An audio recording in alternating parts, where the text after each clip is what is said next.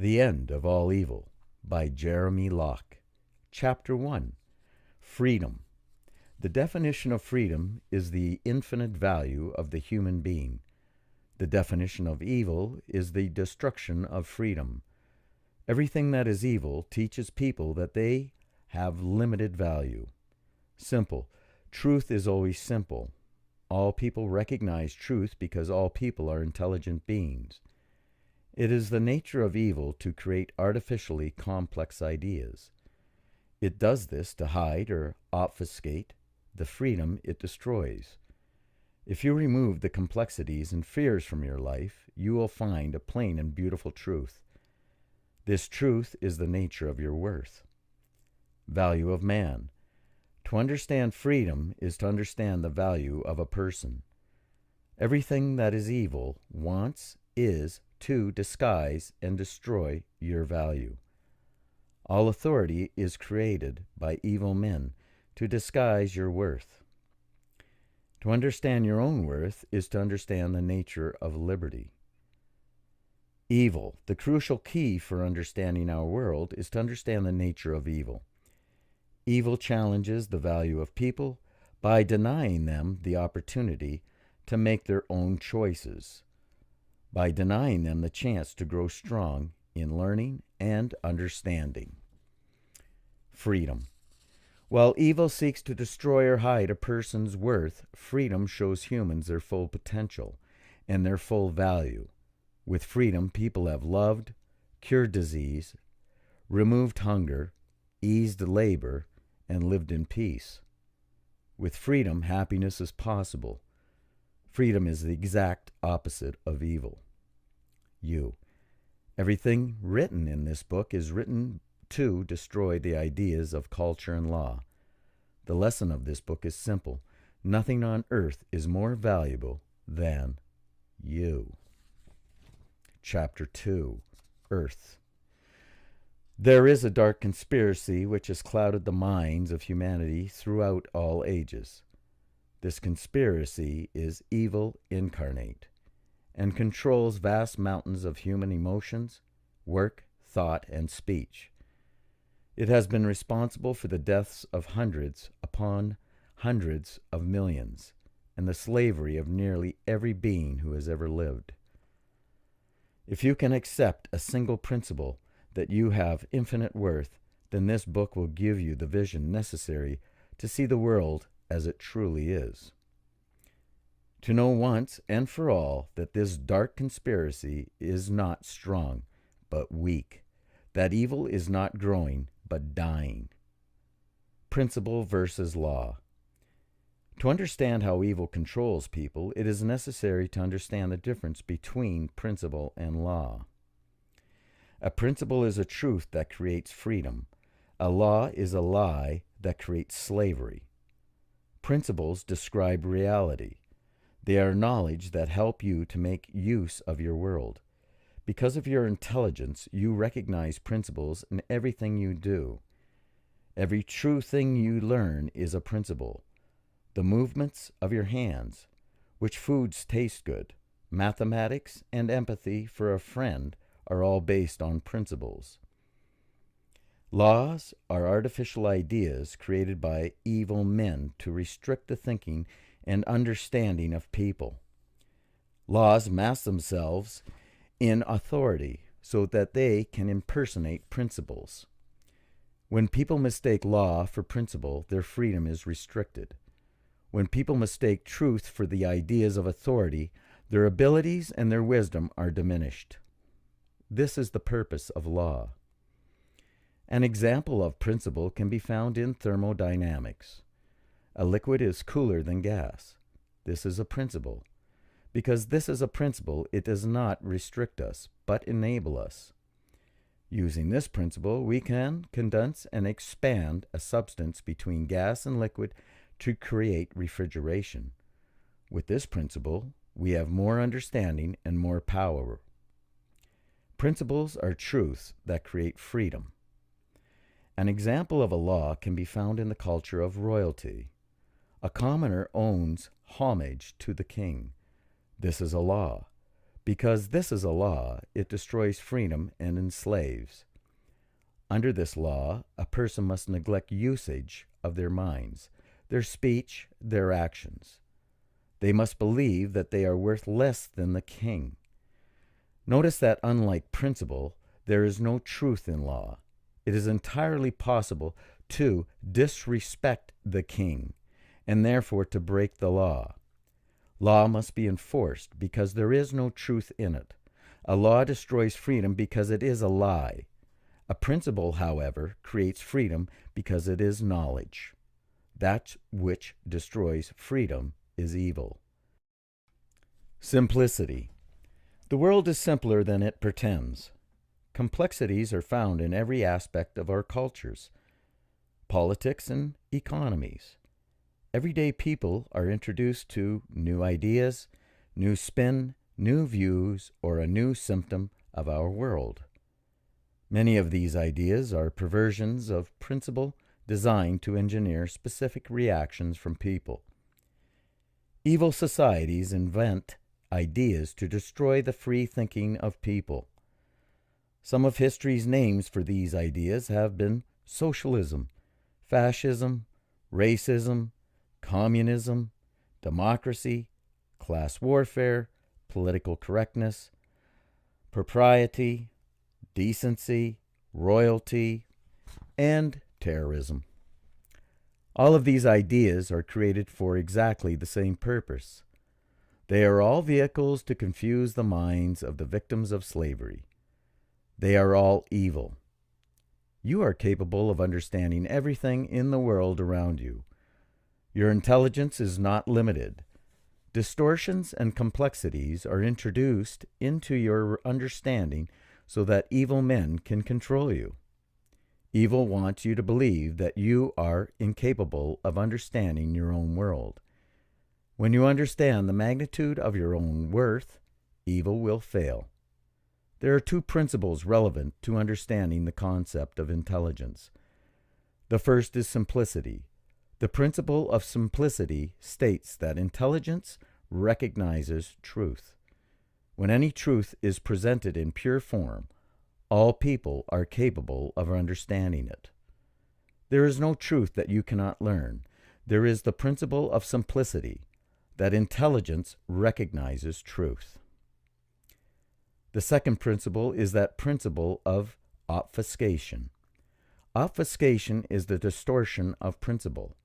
Obfuscation is the creation of false ideas in order to hide truth. Sometimes this is simply adding ideas on top of truth to disguise the nature of the original truth. Even ideas that seem entirely appropriate can be used to bury simple truths.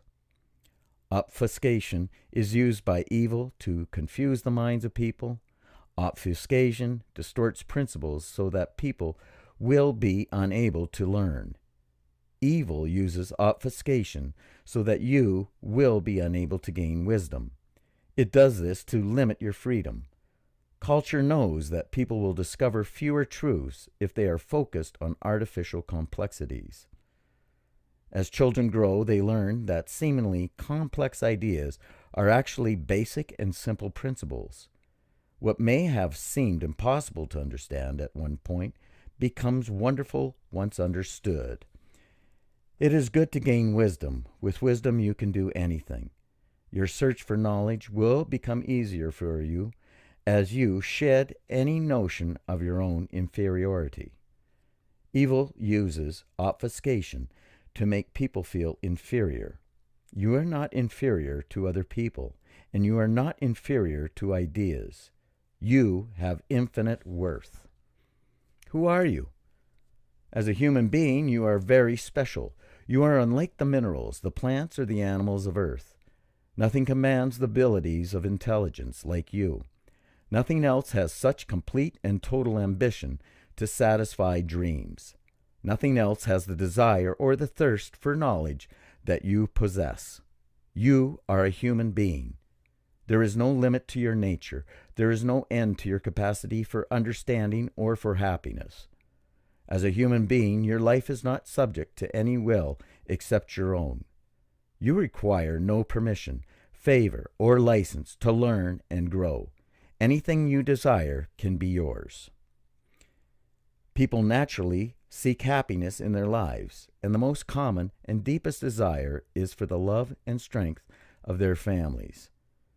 Everything you do enhances security, peace, and prosperity for yourself and those you love.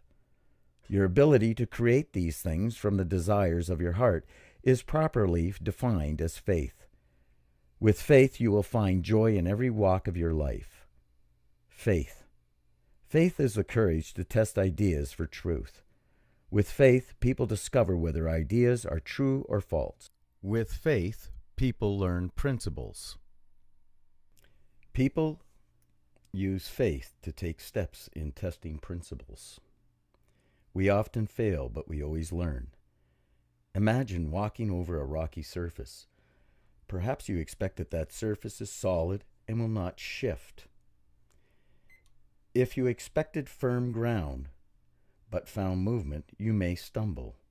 When the ideas you are testing are wrong, your test will fail. Your intelligence helps you to adjust your thinking, to better adjust the principles of walking. You learn to control your balance in spite of the difficult terrain. You use faith to test your new understanding, and soon can traverse successfully and quickly. You are mastering principles. Anytime human beings put principles into action, they will feel power, excitement, and joy. The realization of intelligence is what people seek. Some examples are a little child proudly showing his parents that he has learned to tie his shoes, or a student mastering an understanding of mathematics, or a husband and wife resolving an argument. These are the discoveries of principles by the test of faith. The application of faith to principle brings wisdom. Freedom is necessary. The destruction of freedom prevents people from using faith. It prevents people from testing their understanding of principles. When we are not free to take steps, we cannot learn, we cannot grow. Love, prosperity, and knowledge are all things that are only possible with freedom. Freedom brings everything good. As a human being, the degree of freedom that you require is infinite. Freedom is the infinite value of the human being. If evil destroys freedom in any area of your life, it can limit your wisdom, your love, and your joy. Danger. There are people who would destroy your freedom. They want to control you so that you cannot become the person you want to be. In order to control you, they use force to take away the liberty that you were born with. You must never underestimate the prowess or cruelty of evil people. Evil will confiscate money, destroy virtue, and spill blood. Most people are not evil. Most people try to create and not to destroy. However, evil people do exist, and they are extremely dangerous. They are called authority. Authority. There is no authority on earth that can rightfully govern your life. Born to this world, you and you alone control your eyes, your ears, your tongue, your hands, and your mind. All authority which claims to be able to dispose of you and your abilities is deceit. You were born to this world so that you might have the free agency of life. Life is liberty. With liberty and faith in this world, you can learn and do anything. Anyone who tells you that you must yield your mind, your body, or your possessions to authority is evil. Understand that choices made of your own free will are not evil. There is nothing wrong with sacrifice. It is made willingly. But sacrifice without choice is not sacrifice. It is slavery. Authority always places demands on people by force. Authority never asks permission. Obscured. The simplest authorities are common thieves. They use extortion or stealth to confiscate things that you value. They can steal money, virtue through rape, or life through murder. By their actions, they are teaching you that your worth is inferior to theirs. The tool of their authority is violence. There are other, far more powerful authorities in your everyday life. They are dramatically more dangerous, more profitable, and more subtle. They teach you through distorted ideas that you are not capable or worthy of living free. Authorities that other people can manage your life better than you can. With a callous disregard for your worth, you are commanded to behave accordingly to someone else's ideas. The height of the danger can be seen in the extent to which these commands are commonly accepted as good. We know them as culture. You will find such subterfuge everywhere you have value in your life. If something is valuable to you, you can be sure that someone somewhere is willing to take it from you. While they bear the same evil as the common thief, the methods of sophisticated culture are normally much, much more powerful. Evil. Evil is the destruction of freedom. It cannot be stated more simply. Everywhere you look, you will find the obfuscation of evil. There are countless ideas where you are taught about the nature of evil. Every false idea is created by evil to hide truth from you. Evil is not darkness, and it is not a frightening unknown. Evil is not some mystical psychology of a man, nor is it inherent in our natures. It is not supernatural, and most definitely exists. As with all principles, the principle of evil is simple. Evil is the destruction of freedom. When free, you can build glory, peace, prosperity, and joy into the world. Around you, you will find all these things. Men and women like you built these things. Evil enslaves. Evil is found in words such as force, compulsion, tax, violence, theft, censor, and politics. Notice that in such things there is no joy. None have any value to humanity. Control. Evil seeks to be a master over you. Evil wants you to be a slave. What we consider as real slavery is indeed only one form of slavery. The African slaves in the United States were compelled to work and toil for other people's benefits. Their lives were mostly controlled for the benefit of the master, but they had some very limited freedoms. Some were able to create distinct traditions and maintain families. They did their best to build joy into their lives, despite the tyranny wrought upon them. Because they were in control of portions of their lives, were they free? How much freedom does a person deserve? How much freedom can be destroyed before we recognize that it is evil? Slavery is not a concept of totality. Slavery exists wherever the freedom of man is destroyed. Theft and bullying are slavery. In history, African natives, Jews, and many others have experienced lifelong slavery. The ultimate slavery is murder. Slavery stops people from being able to make choices for their own lives. Everything that restricts your mind, your movements, your speech is evil. Slavery is found in both the partial and complete destruction of freedom.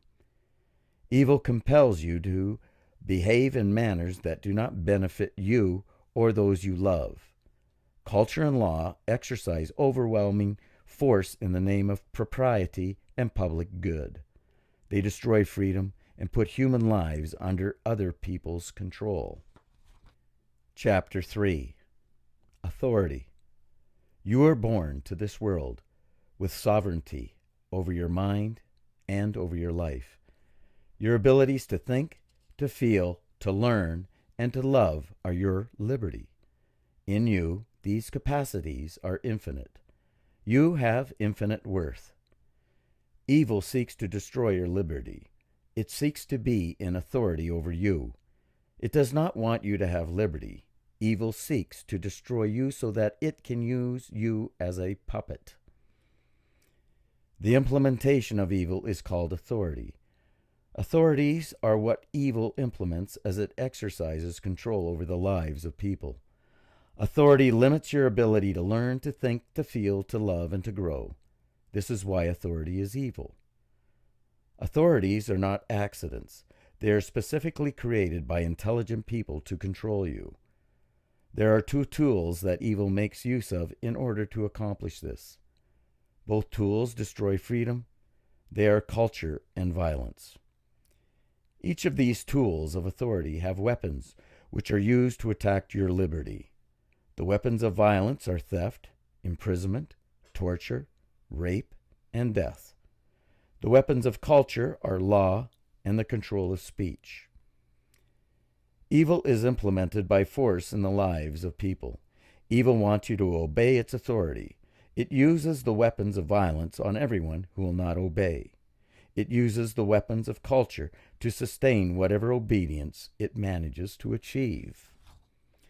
Violence. Your physical body allows you to exercise principles over your every aspect of reality. With it, you have the tools necessary to interact with the physical world.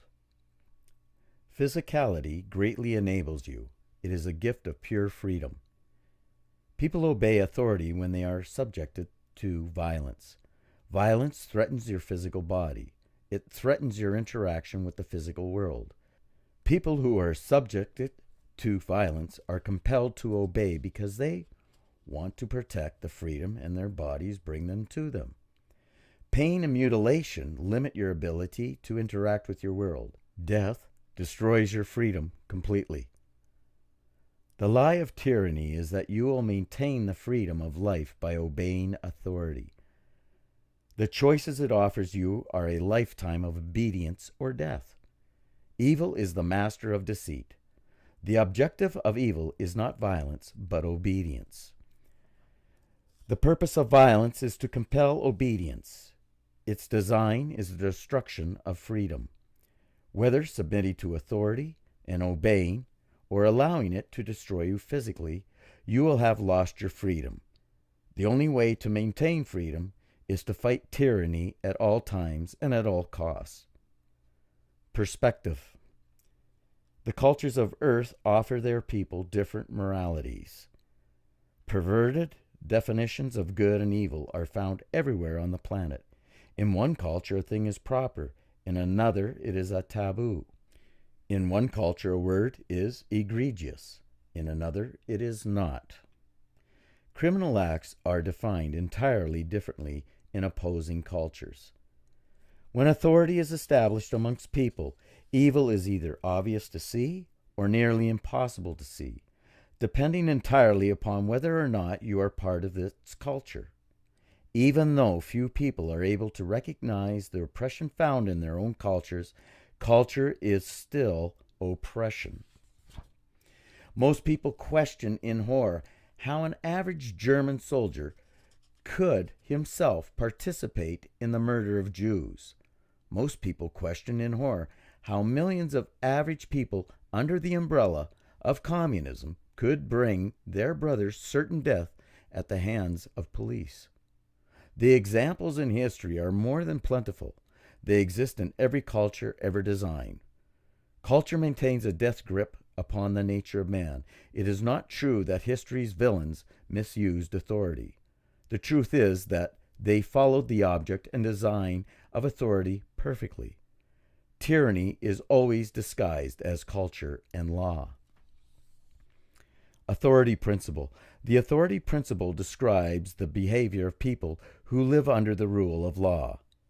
The authority principle shows that people obey anything and anyone that they believe is an authority. Though the who, the why, and the what have changed in history, the behavior of people is the same. They obey. When people are taught that obedience is principle, they obey. When they are taught that the source of worth and knowledge is found in another person rather than in themselves, they obey. This is the rule of law, and it teaches people that their will is subjective to the will of law and those who control the law. Examples of authorities are governments, bullies, mafias, thieves, and kings. People obey authority in their lives either out of fear of violence or because culture conditions them to accept obedience as a proper and good. Authorities always use both tools. The most successful authorities do not have to use violence as often because of the strength of their cultures. Both culture and violence enforce authority.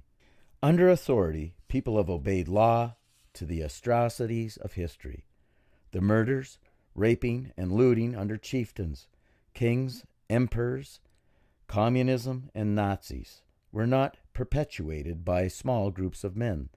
They were performed by thousands and even millions of peoples. These people would not have committed such egregious evils on their own. If a random person had commanded them, they would have refused. So why, at the behest of a perceived authority, do they obey? Obedience to authority is the authority of principle. People will obey authority no matter what is asked of them. They obey because they have been lied to. They have been falsely taught that principle is found in law. In history, it is difficult to imagine why some cultures are so much more violently depraved than others. Authority is the reason. Cultures with the least influential authority are the most peaceful, and by definition the most free. Cultures with the most influential authorities are the most violent and by definition slaves. Anytime you are compelled to act in obedience to authority, you are being influenced by these principles. Evil uses the authority principle to condition people to obey without questioning what, why, or whom they are obeying. Destroying your identity to gain power over you is the modus operandi of evil. Pattern of tyranny. Tyranny is disguised as culture and law. Everything that is evil seeks is the destruction of freedom.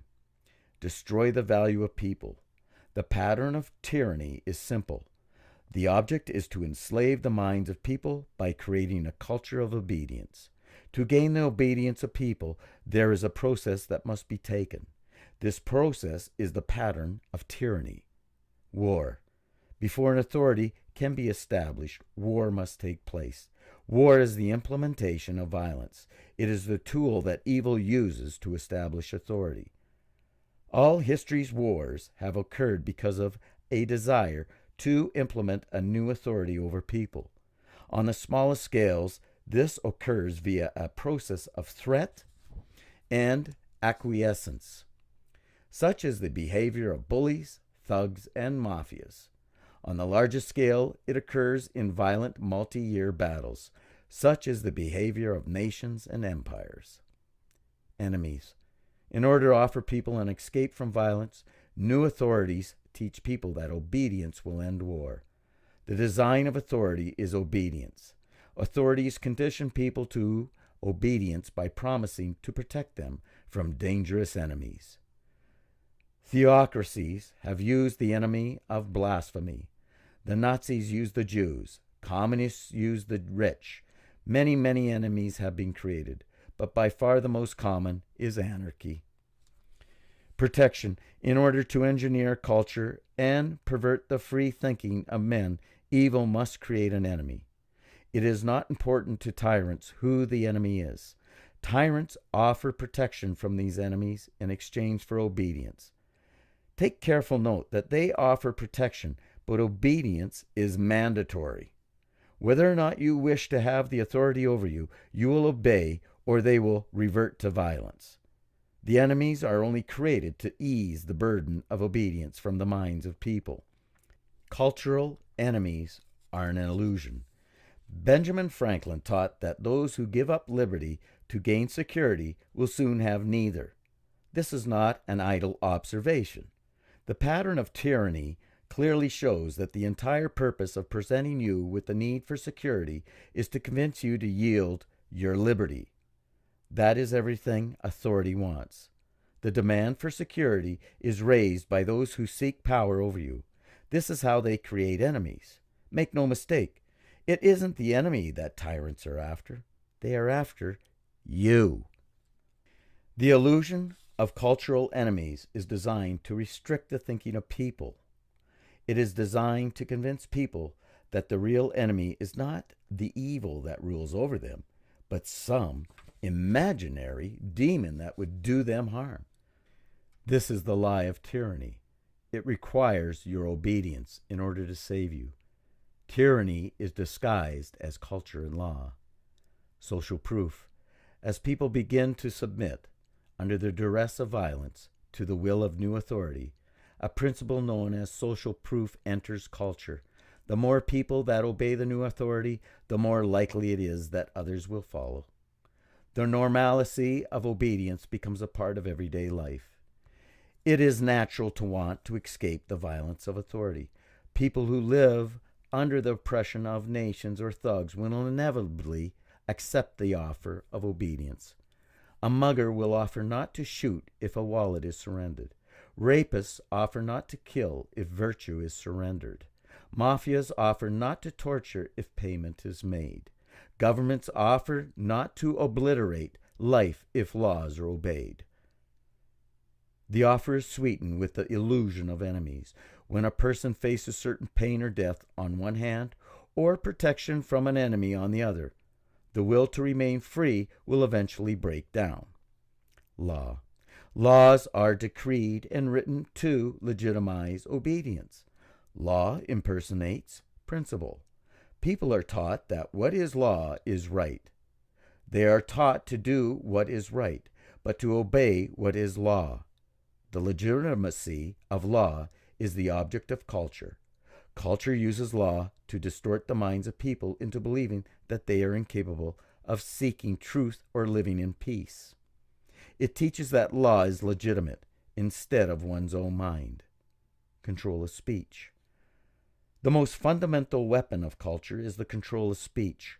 While history has shown violent examples of this weapon, it exists in every culture as the code of propriety. The objective of the control of speech is making sure that those who were compelled to bend to the will of authority never gain the courage to look back. In order to maintain obedience, culture demands that everyone it enslave enforce its will upon those around them. It teaches people to call their recalcitrant neighbors weird or insane. It demands that every person turn on those who fail to obey the precepts of culture. Culture condemns as immoral and antisocial all those who fail to obey its precepts. In this way, culture shapes people's minds by restricting their speech. Further, culture endows its evangelists with adjectives such as noble and upstanding. Those who most closely follow the rules of culture, especially in condemning enemies, are rewarded for inflicting stigma upon those less willing to obey. It is this devaluation of the human spirit that provides the evil of cultural norms. Those who exhibit recalcitrance or suggest rebellion against authority are ostracized and demonized. It is hard to endure the loneliness associated with fitting outside of popular culture. This is how the control of speech is a weapon designed to break the spirit of man. It is a weapon designed to compel you to obedience. Once the people under a culture begin to enforce the control of speech upon each other, authority has been established. It now rules the very people who enforce its power. This is the design of culture, and authority can now do with you as it pleases. Enforcement. There are times when authority must revert to violence in order to maintain obedience. There will always be a small minority who refuse to obey the tenets of cultural law.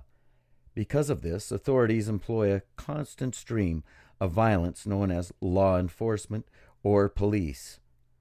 These are not police in the defense of liberty, but police in the defense of authority. Cultures always teach that liberty and authority are one and the same, but the design of police is to wield the weapons of violence in the preservation of authority, not to defend liberty. Authority must also employ violence when cultures break down. Throughout history, people have slowly and steadily learned more and more about their own worth, hence demanded more and more freedom. Different cultures have fallen as people realize that culture is a lie.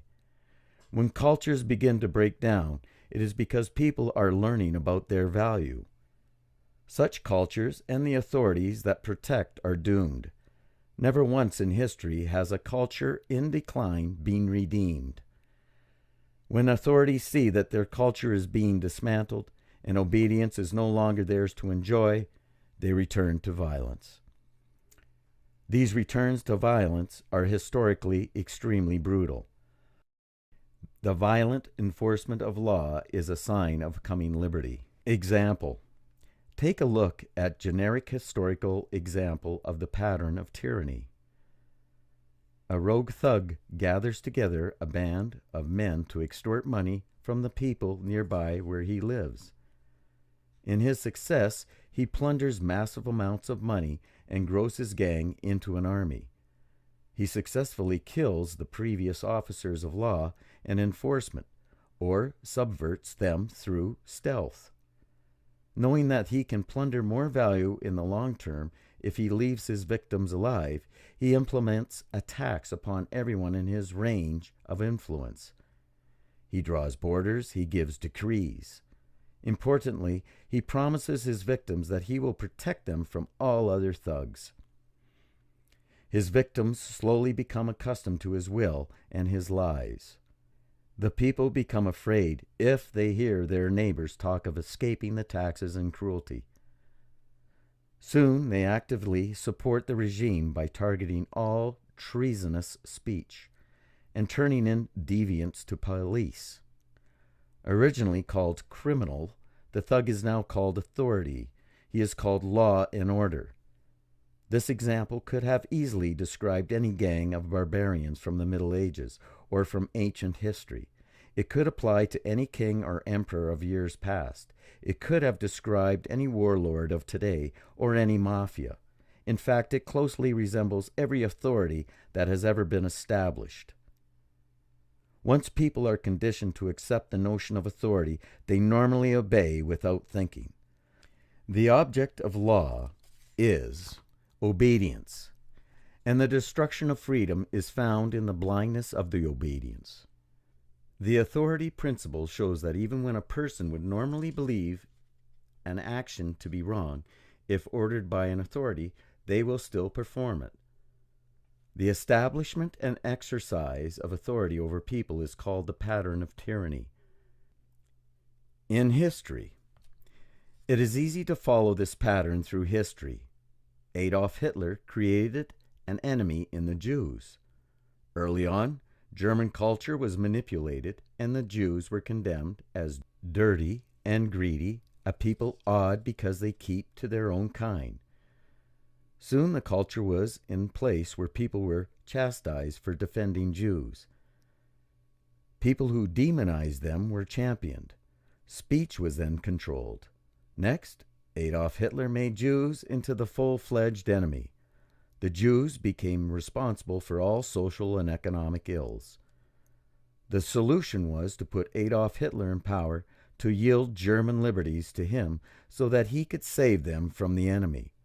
Make no mistake, Hitler was not after the Jews, he was after the Germans. An evil man, he was simply willing to sacrifice millions of Jews to obtain power. Do not make the mistake of thinking Hitler was a racist. Follow the pattern. In short order, he ruled the entire nation and forced all Germans to serve him and his army. His true ambition was not racism, but total world domination. Socialism and communism create the enemy of greed in the same pattern by controlling speech. Profit becomes a dirty word, even though it only means that you have labored to create a better life. Money becomes evil, even though it simply represents your work, which is obviously moral. They create the enemy, but it is not greed they are after. It is you. If they can convince you that your money and your labors are the enemy, then you will yield those labors and your money to them. Authority is not designed to destroy the enemy. It is designed to enslave you. The democracies create the enemy of anarchy in the same pattern by controlling speech. It becomes immoral to suggest that one could break the law. It does not matter which law or what it says. Nobility is placed on the payment of taxes, no matter how much they demand of you.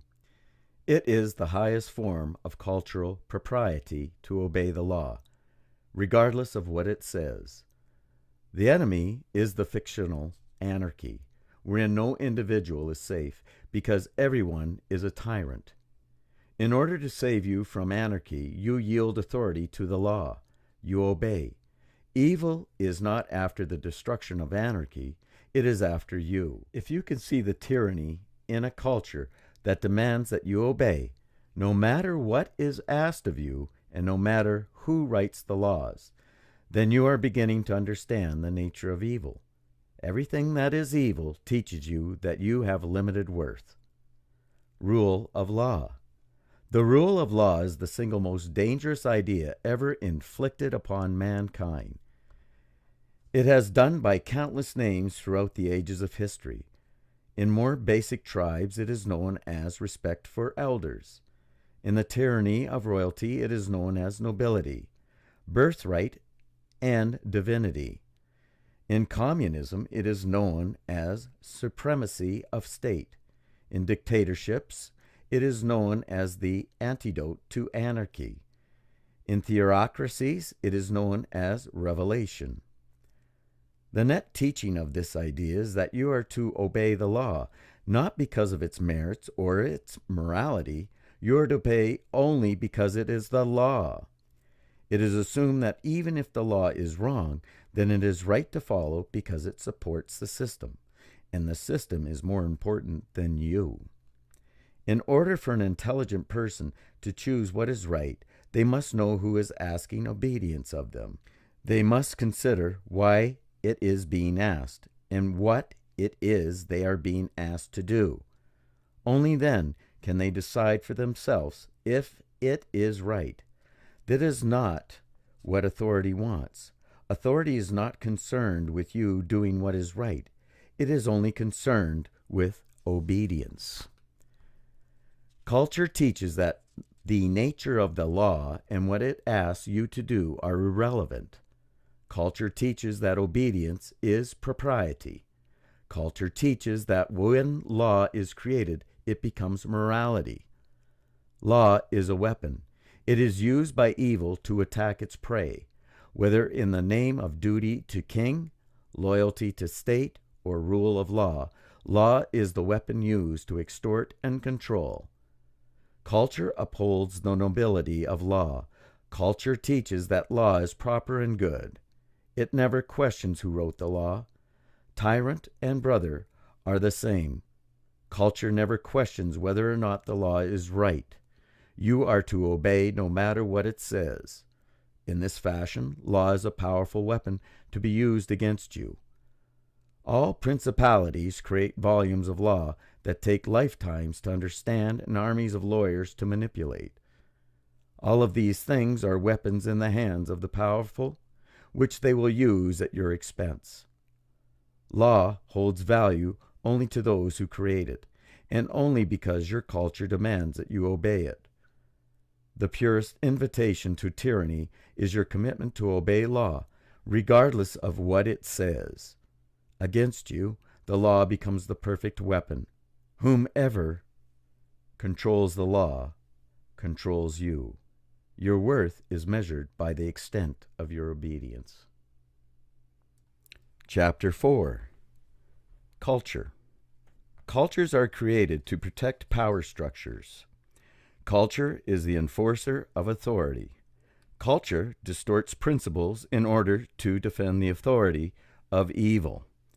Culture must convince you that it is not wrong when law subjugates your worth and destroys your freedom.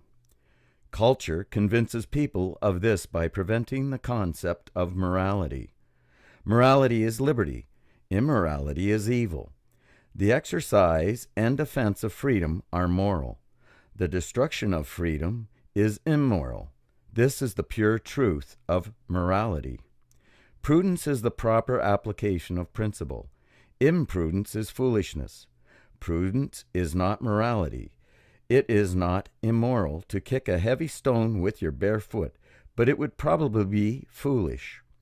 Prudence is a question of applying the principles and wisdom you have gathered in your life to achieve the goals you have for yourself. This is made possible by liberty. Without liberty, prudence is meaningless. Morality must come before prudence. The great lie of culture is that authority is not bound by morality, and that authority can enforce its own prudence upon you. The great lie of culture is that you are worth less than law. Cultures teach that intentions of prudence can be enforced by law. In this fashion, they gain excuse to control the lives of people. In order for people to learn, grow, and find happiness, people must be free to test their understanding of principles. With freedom, they can do this by a process of faith, trial, and error. In this fashion, children grow from immaturity to maturity. In this, human beings gain wisdom. The objective of evil is the damnation of your ability to grow strong in wisdom. The objective of evil is the destruction of your worth.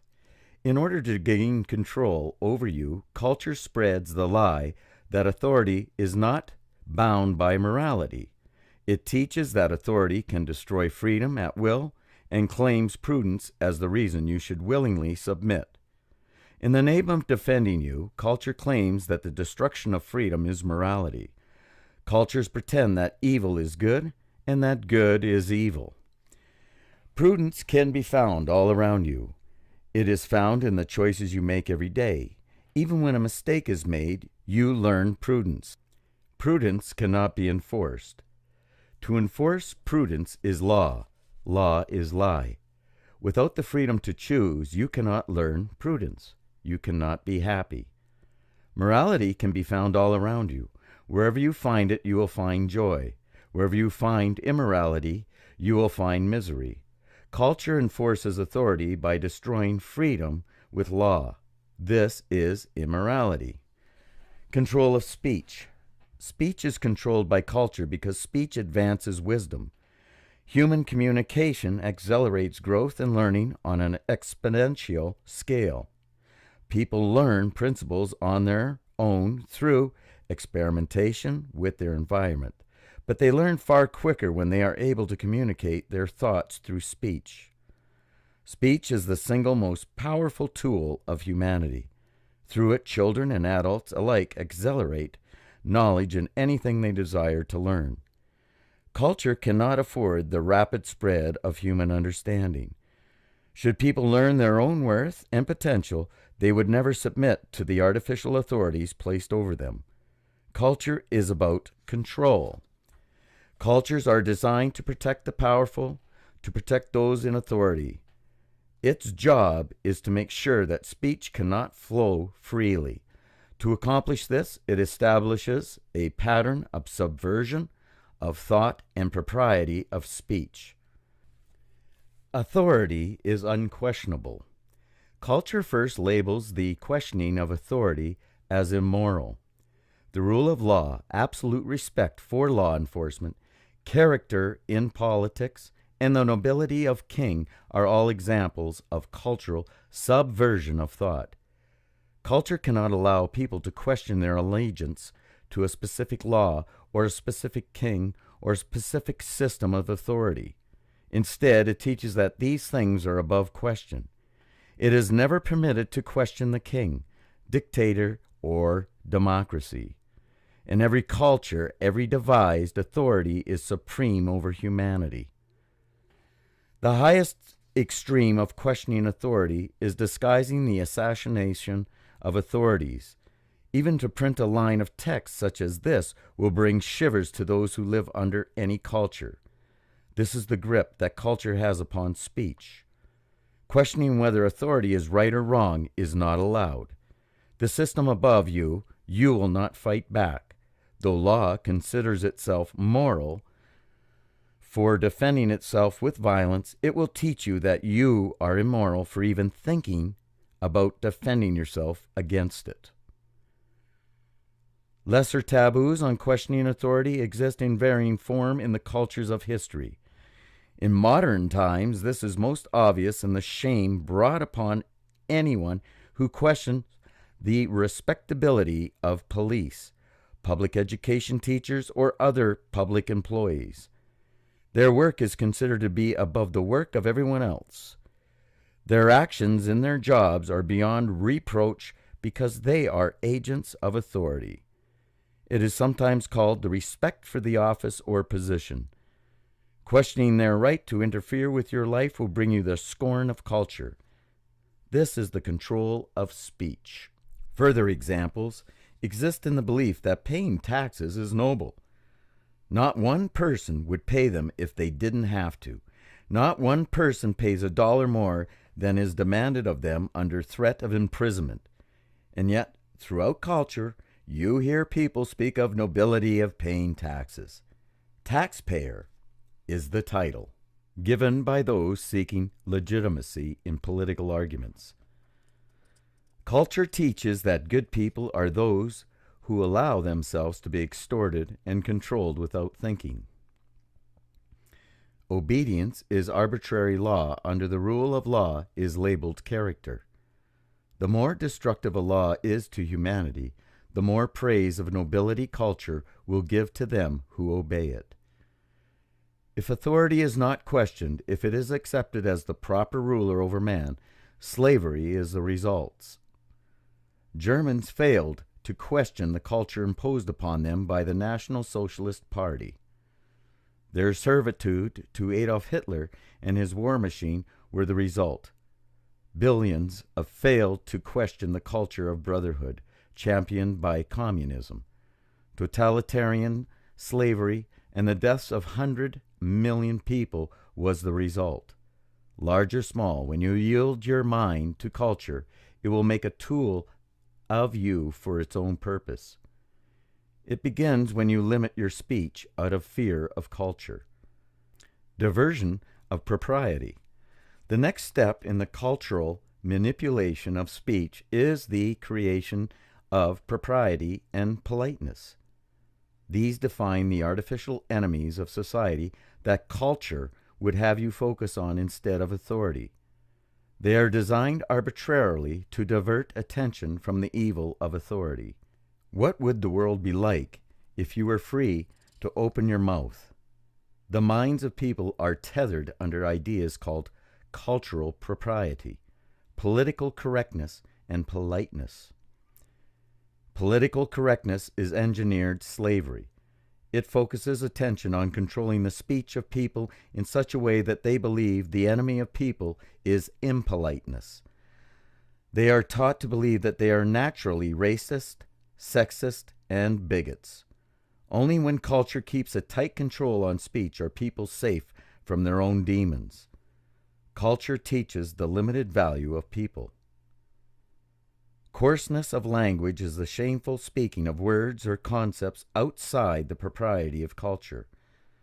While there is nothing evil in a word, and languages are reinvented and molded every day, culture would have us believe that the words we are were evil lives. Instead of the crushing of the human spirit employed by authority.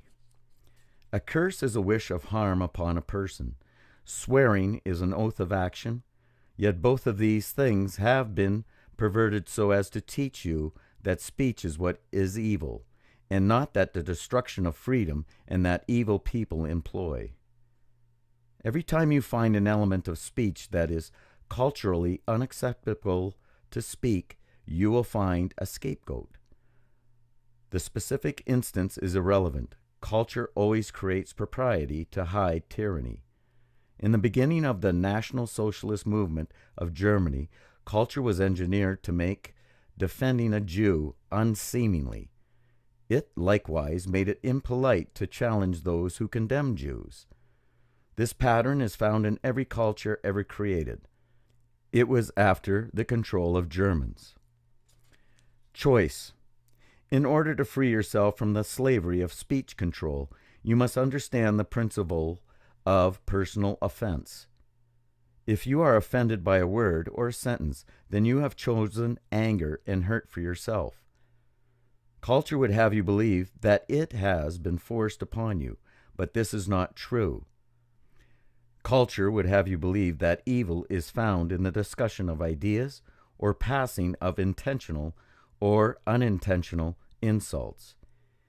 It would have you believe that certain words or allusions are where evil is to be found within society. If evil can create the enemy of speech, it can convince you to yield to its control. This is the design and purpose of culture.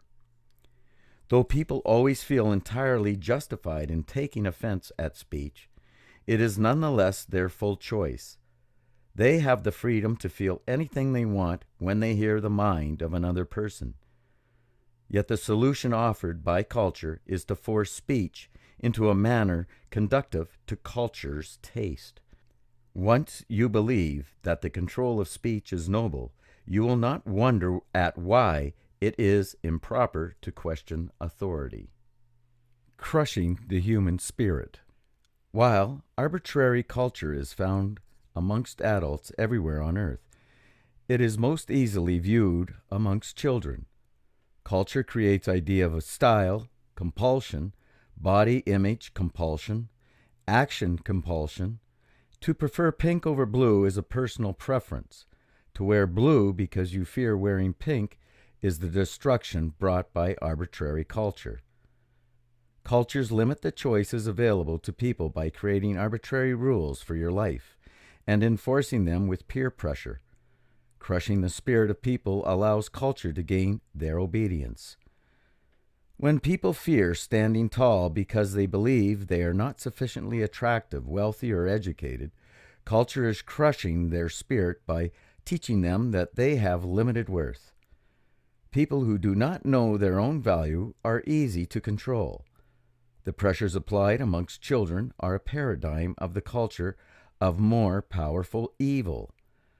Those children who are the most adept at understanding how to conform to culture norms and apply the strictest enforcement against everyone else are the ones who gain social power. This is a type and a shadow of the culture of nations and kings. A model citizen of culture is one who patterns himself precisely to the ideals of culture. In premise, this means style, speech, education, and economics. In reality, this means obedience. Culture teaches people to idolize the perfect citizen. It does so because it desires your obedience as well. These people are rewarded by society for being easily molded by culture. The powers of authority and compulsion in all walks of life will always reward the model citizens with tokens of nobility and will always punish those who fail to meet the standards of servitude with humiliation and ridicule. Such is the creation of a culture, such is the making of slaves. This breakdown of the human spirit eventually forces everyone to conform. Very few will even think of fighting the power structure. Almost everyone accepts authority. Arrogance versus conceit. Culture teaches that arrogance is an unwarranted valuation of self. You are being of unlimited value. Culture is lying to you. Arrogance is condemned by culture because culture does not want people to understand how much they are worth. It purposely confounds the meanings of arrogance and conceit. Conceit is believing that you are more valuable than others. All people have infinite value. To be conceited is to degrade the value of those around you. Authority is the ultimate conceit. It lays people low, lest they believe that it is they and not law which has value. Arrogance is an understanding of your own worth. Culture condemns it in order to suggest that you are really not of sufficient value to do, say, or accomplish things that you desire. Arrogance offends others because they have been taught by culture their entire lives that they have little or no value. They are hurt by the misunderstanding that arrogant people are better than they are. They are taught that arrogance is conceit. If people were not so easily swayed by the doctrines of culture, they would recognize that all people have equal value. When they see the arrogance of a person who has faith in themselves above that of their own, they would rejoice. If an arrogant person has great value, then so do they. Culture condemns arrogance in order to crush the spirit of faith. Without culture, people would allow themselves to revel in the inspiration that arrogant people provide. The arrogance to believe that we can fly, cure disease, and accomplish wonders. The arrogance to suggest that you can govern yourself. Enthusiasm and excitement. Enthusiasm for life is frequently ridiculed by culture. Those who are excited by the wonder and beauty of our world are in a danger of understanding how much they are worth. This is not something that culture can allow. Excitement and enthusiasm are allowed only in limited and predefined forms. Every culture is different, but they all provide acceptable directions and outlets for excitement. These outlets divert the arrogant expression of enthusiasm so that others will not be inspired. Culture dismisses achievement as impossible for the average person. It teaches that most people can expect only limited success in their life. It teaches people to accept that dreams are unreachable. Without exception, the reason that dreams are so hard to reach is because of culture. Laws, control, and the crushing of the human spirit limit our ability to achieve. Only human. Culture has many variations of the phrase only human in every language. The phrase implies the ultimately limited value of people. The phrase is a lie. People have an unlimited capacity for intelligence. Things in the realm of the supernatural in ancient times are commonplace today. Principles that are amazingly complex become simple to intelligent beings as they are understood. With freedom, the more you grow in learning, the more wisdom opens your mind to the purity of our reality. Cultures frequently teach that intelligence is hereditary. In conjunction with the notion that the powerful are more intelligent, this teaching is designed to imply that those in authority rightfully belong there. It is designed to teach that the intelligence of people is limited by the physical construction of their brains. Those not in authority are obviously not qualified to rule themselves. Culture needs people to accept limitation in order to swallow obedience. Glorification of historic evils. Contemporary culture has a tendency to romanticize the evils of history. Genocidal warlords such as Alexander are given the title Great.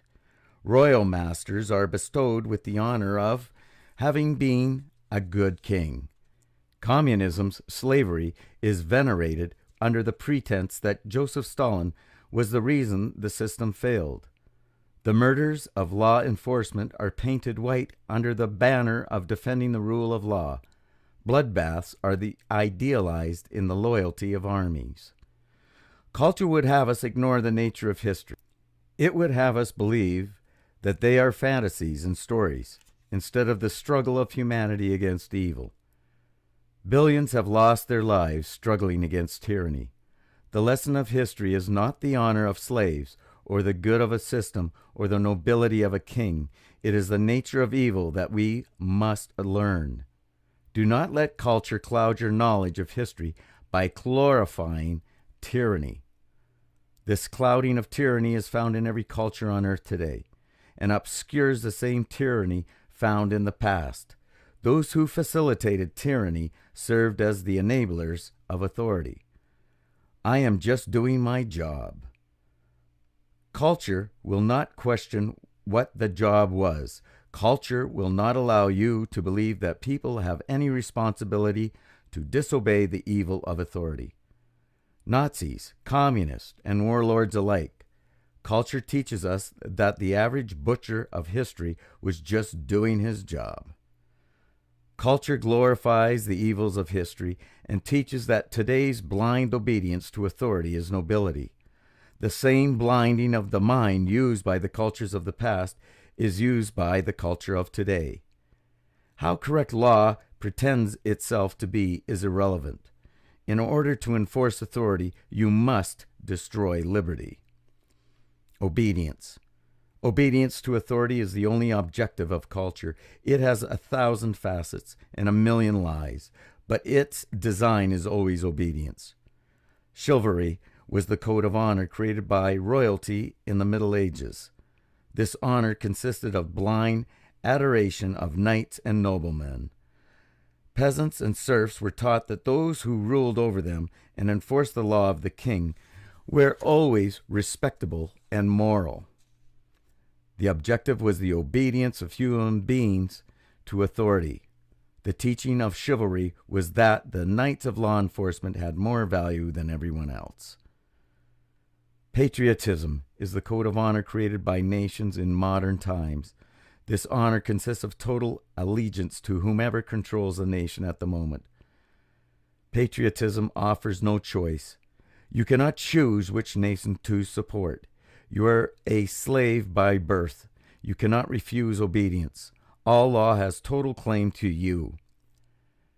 Patriotism teaches that the nation is glorious and strong, and that people have value only inasmuch as they bow to it. The rule of law is the code of honor created by democracy.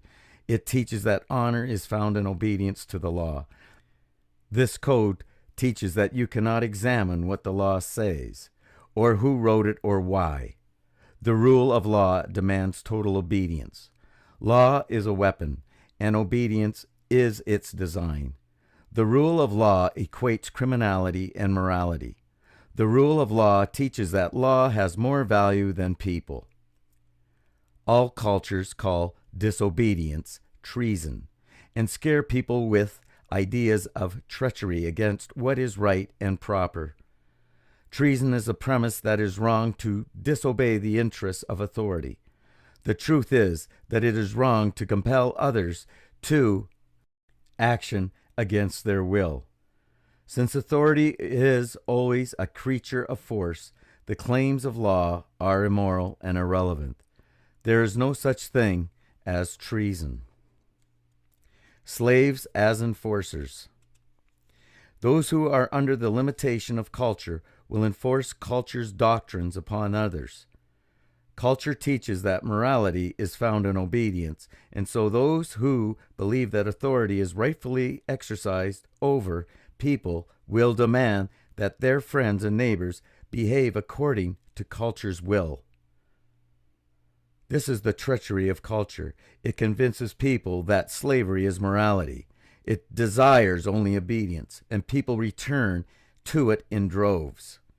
It convinces people that the destruction of freedom is morality. It pretends that evil is good, and that good is evil. All who would speak against authority in the defense of freedom are condemned. At its strongest form, culture is able to convince its people to become soldiers and murder, plunder, and conquer new peoples. It has happened in every empire. It has happened in every kingdom and nation, from Nazi warlords to barbarian hordes, and from lynch mobs to law enforcement. Authority is expanded and retained by violence. Those who participate in furthering the goals of evil are given the titles of bravery and honor by culture. Symbols of authority. Culture seeks to enforce authority by impressing upon the minds of people that they are inferior to law. When people believe that they are worth less than law, they will believe that it is their rightful place to obey. The symbols that authority uses to create the illusion that people have limited worth are very similar throughout history. The robes of modern judges compared to the robes of royalty. The wigs of late European politics compared to the crowns of royalty. The uniforms of law enforcement and the armor of knights, captain, general, senator, magistrate, sheriff, prince, lord. Titles, clothing, and badges have been used in every culture in history to create the illusion of authority. Culture focuses the mind on symbols such as honor, loyalty, devotion, and duty. Such symbols are not new. It is easy for most people to recognize the foolishness of loyalty to king, dictator, or communism. However, people still fall to modern symbols such as law, democracy, and patriotism. If the objective of a symbol is obedience, it is evil. Police officers carry badges to show that they are duly authorized enforcers of law. They enforce the law upon you, but you did not authorize them. This is the illusion of authority. Culture hides tyranny behind the trappings of meaningless symbolism. It would have you believe that law is authorized to reign over you however it pleases. It hides the fact that only you can give that permission. Instead, it presumes permission by birthright or by the geometry of your location relative to its borders. It is an illusion. Should law truly be the authorized agent of defense or production, it would have to receive the permission of every single person it claims to represent. It would have to allow every person to extricate themselves from the authority if law failed to meet its obligation. Law never seeks permission and never will. It does not represent you, it represents evil. Money and greed. Money is good. Culture has invented the lies of money's evil so that authority can more easily lay claim to it. Authority can take your ambition for improving your life by demonizing your labors. Culture teaches people that desiring greater comforts is selfish and greedy. It teaches that money is a mysterious evil. The more money is condemned, the easier it is to steal from you. Greed does not exist amongst free people. Greed is not the love of money. The love of money is only the love of a better life. Greed is the theft of money, and it exists only among tyrants. There is no end to the amount of improvement you can have in your life. There is no limit to humanity's ability to cure disease, to end hunger, and to enjoy life. Culture would have you believe that you are limited. Culture teaches that you are not worthy of achieving your dreams. There is no greed in desiring more. There is only greed in stealing the labors of another. Theft is evil. It is the nature of authority to steal. Only tyrants possesses greed. When culture teaches that working for money is greed, it also teaches that labor without money is noble. Laboring by rule of law for the collective we is taught as the proper form of ambition. If you cannot choose to give or to keep, then you are not we, you are a slave. Suit of law. Law is a weapon. Authority establishes itself as the only means of defense. Because of this, people have no recourse against the law. Law is designed to enslave all who obey it. There are many people who are able to use the law to extort. Lawyers and thieves regularly band together in democracies to loot the valuables of people. It is commonplace to fear behaviors and speech because they will be used as a pretense for extortion. The idea of law that licenses extortion is liability. This idea teaches that one man is responsible for the failures of another. It is commonly accepted as a noble principle of justice. It is not justice, it is a lie. Liability is not a principle. Principles need no enforcement. The reason liability laws are enforced is to extract massive sums of money from anybody who happens to be able to pay. Liability teaches that you have a responsibility under law to prevent the failures of others. If you have more money than they do, in a free world, people's actions are their own, and their failures bring consequences. Those consequences of principle are necessary to the growth and understanding of humanity. Law twists the consequences and assigns liability by fiat.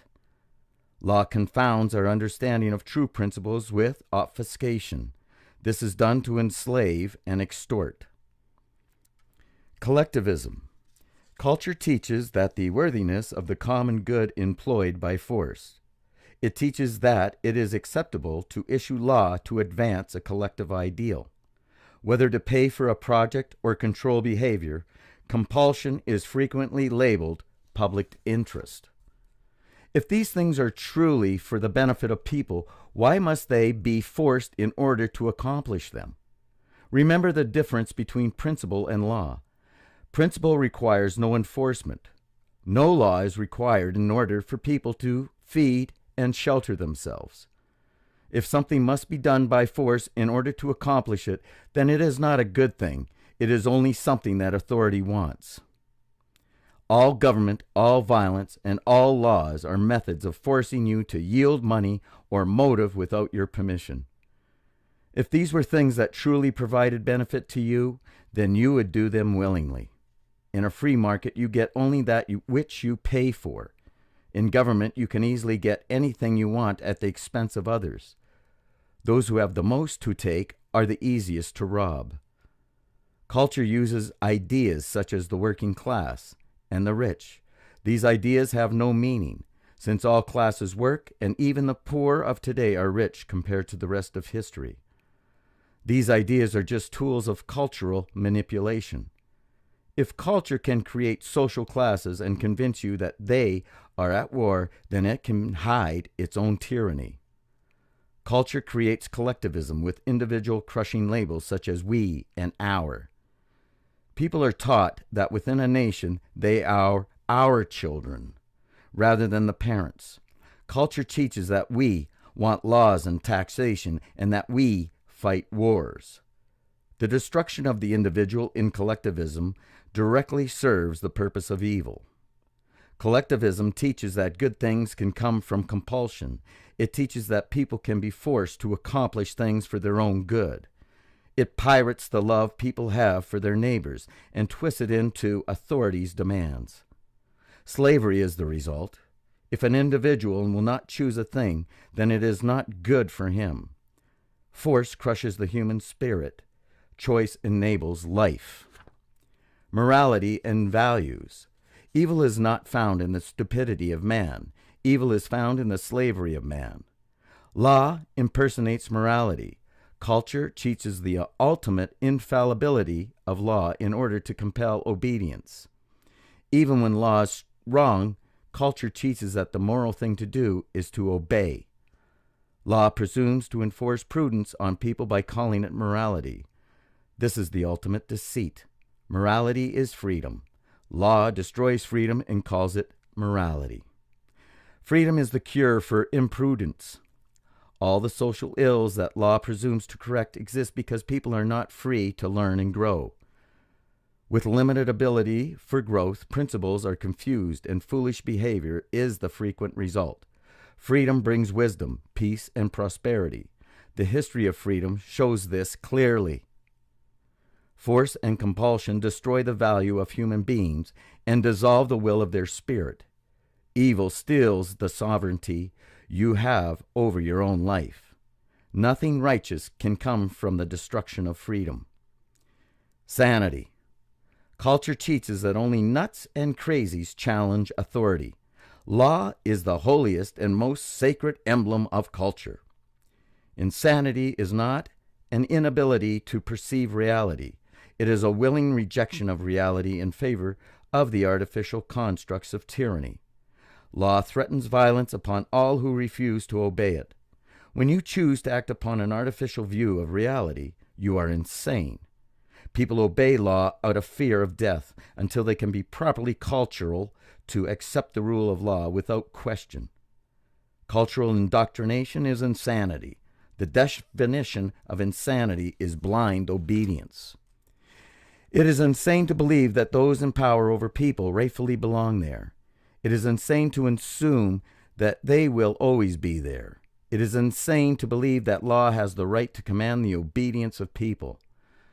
The culture of royalty, the culture of patriotism, and the culture of law are all insanity. No human being who understands the fullness of their own worth would ever accept the notion that someone ought to rule over them. It is the function of culture to blind the eyes of people to their own worth and to deafen their ears to any speech that may teach them. When culture influence is at its peak, insanity ravages the mind. Obedience is the object of authority, and authority wants no possibility of rebellion. The definition of insanity is blind obedience. Defense of freedom. Culture teaches that only police have the right to defend.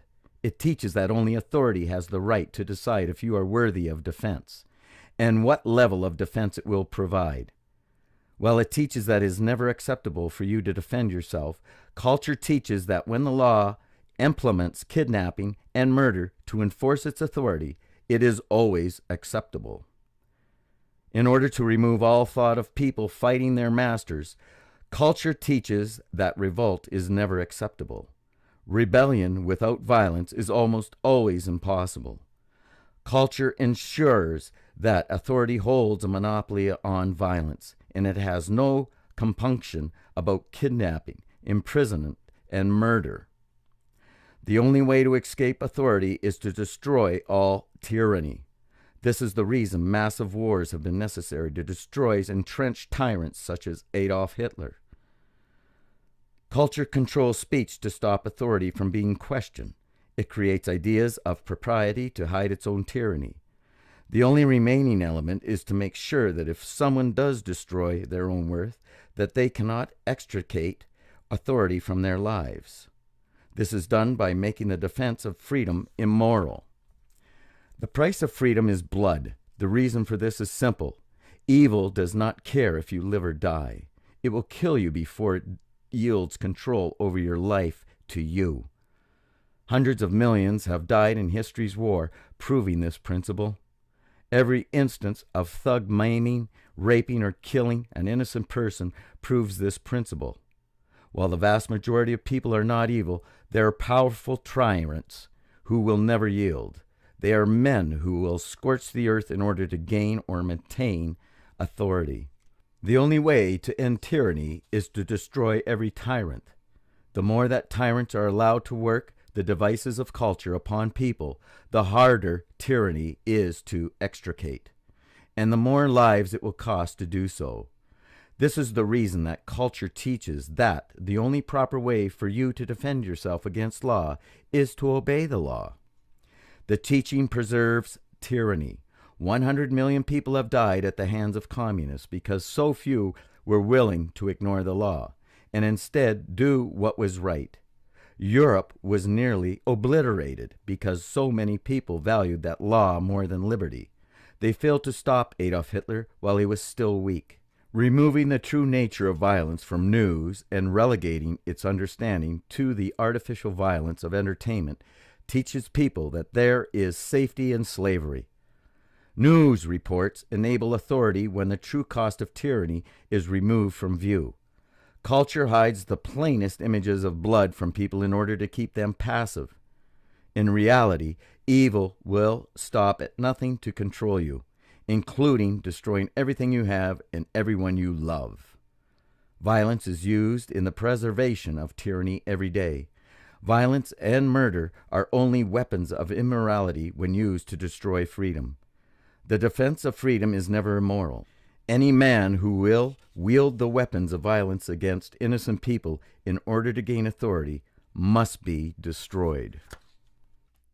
Chapter 5. Tactics. There is no such thing as anarchy. There is only tyranny. All cultures teach the nobility of authority.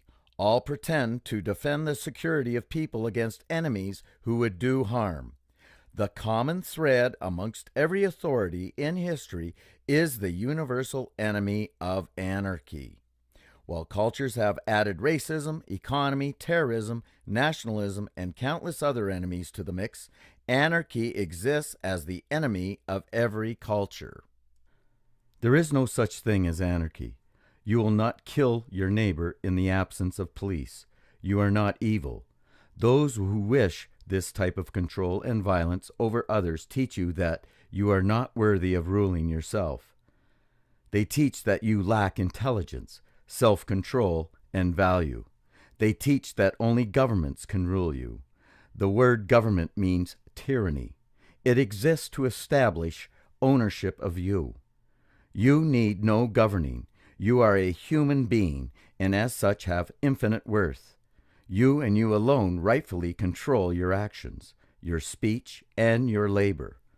All who seek these things of you must receive your permission first. All who do not are evil. Anarchy is a lie. It is created by tyrants to deceive you. There is no such thing as anarchy. There is only tyranny. Royalty. From the earliest days of man, there have been those who looked around them and saw others as tools to be used. Instead of building themselves up in the wisdom and understanding where infinite prosperity is possible, they designed on the laziness of theft and control. In primitive form, these are men who would use superior physical strength and the threat of violence to cower people. The demands they made were simple: money.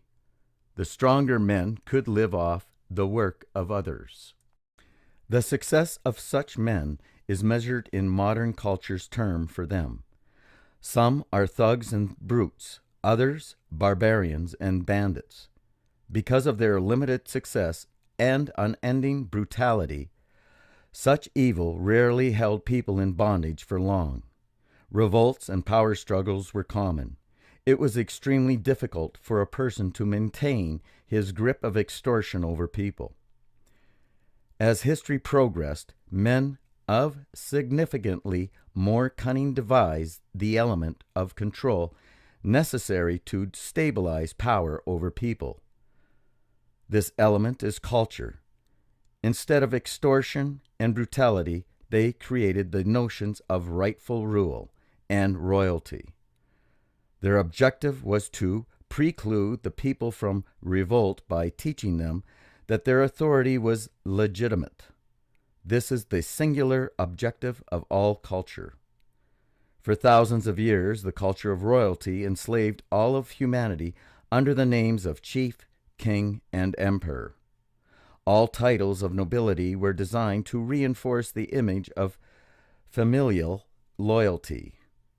People who are naturally respectful and deferent towards their families were taught that royalty was the greater family. The king was, in all cultures, viewed as something between a father and a god. This idolatry of the family is the cornerstone of royalty. People were taught that to obey nobility was the greater form of respecting their father and mother. Culture's objective was to twist the understanding of people so that they believed that extortionists held a rightful place in their lives. The result was that people rarely fought back. Every aspect of the culture of royalty taught people concepts such as nobility, loyalty, duty, and honor.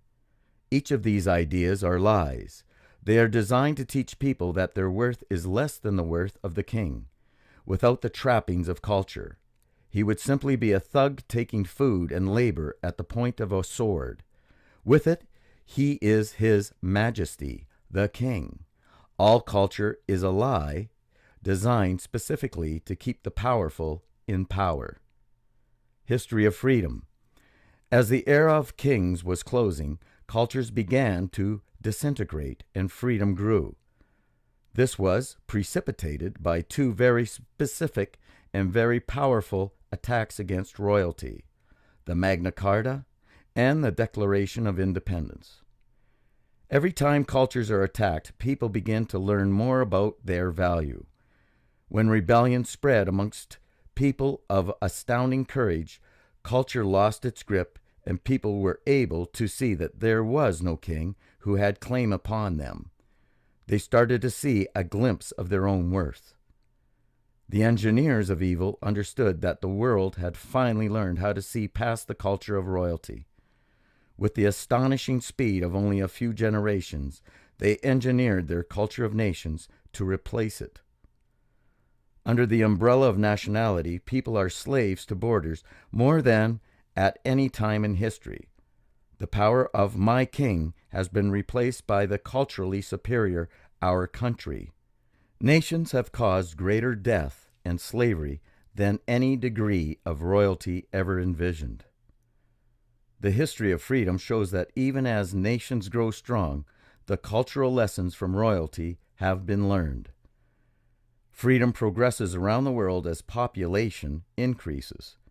Cultures are destroyed by freedom routinely, and the lessons of each new tactic of deceit are being learned around the world. The violence of nations increases as the cries of freedom are raised. Hundreds of millions have been murdered and billions enslaved in recent history, all in futile attempts by evil men to stay in power. As the stability of their empires is challenged, they rain blood upon the heads of their protectorates. The history of freedom shows that such violence is not the growth of evil, but is death. Violence and the enforcement of law are necessary only when culture's grip fails to effectively control the minds of people. The death of kings, the transitions of nations, the mutations of culture, and the violence of governments are evidence of the end of evil. Authorities of all kinds are struggling for breath in a world that is learning how to drown them forever. In the world you and I occupy, the war is already won. We have only to watch evil die. Nations. Nations are a generic umbrella of culture that prove extremely effective for authorities. Nations use commonality in race, language, and heritage to persuade ownership of people. Their only shared agent is the border. As the cultures of royalty disintegrated, nations were created to replace them. Authority sought the same stability of extortion that kingdoms provided, but needed to escape the understanding that people had learned about the tyranny of royalty. They created a new enemy called them, a new culture called we. Nations drew lines across the globe and eventually swallowed up every inch of inhabitable land known to man. All those who live within these lines become the property of the state. They are taught that they own their governments by means of democracy, communism, theocracy, and race. They are taught that their nations belong to them. This is the culture of we. The truth is that their nations own them.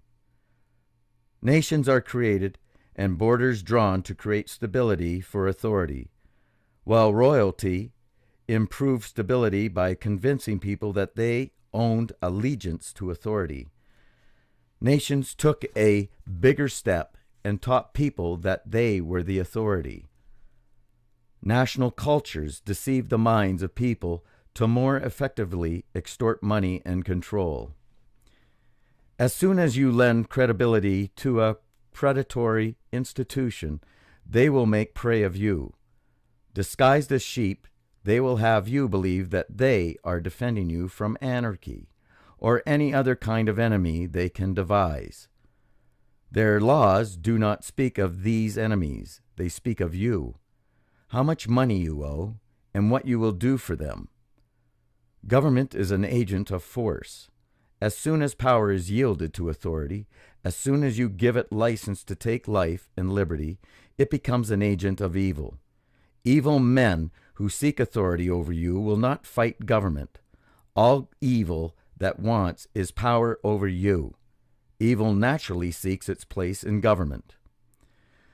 There have been many forms of nations created, all with varying degrees of effectiveness in their control. Without exception, the strongest governments are those whose culture most effectively convinces people that the people are the government. All others soon fell. This is why democracies are the strongest form of nation possible. They are introduced last. Communism and socialism. Socialism, communism, and welfare states all have different applications in history and idea, yet they are all exactly the same. They all teach people that they are unable to effectively produce enough to support their own lives. They are given the enemies of greed and destitution as the reasons why authority is needed in their lives.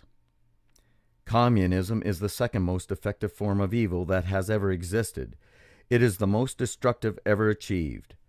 Communism taught that people require equality of materials rather than the freedom to create. Communism used the lie that people would be part owners of the government in order to garner their support for slave labor and soldiering. Anybody reading the implementation of communism or its similar constructs can readily see evil. There is nothing wrong with a community helping each other. There is no sin in sacrifice or giving, but, as with all culture, these ideas were lies. There is no sacrifice in communism and socialism. There is no giving. They are always implemented by force. Socialism and welfare teach that people do not own their own labors. They distract people with cultural ideas of duty and brotherhood. Their true nature is the nature of force. Nothing in welfare and socialism is done by choice. Everything is implemented under threat of violence. As with all culture, welfare and socialism are evil. Tyranny has destroyed countless more lives than poverty could even dream. In times of poverty, only one thing stands in the way of people: government.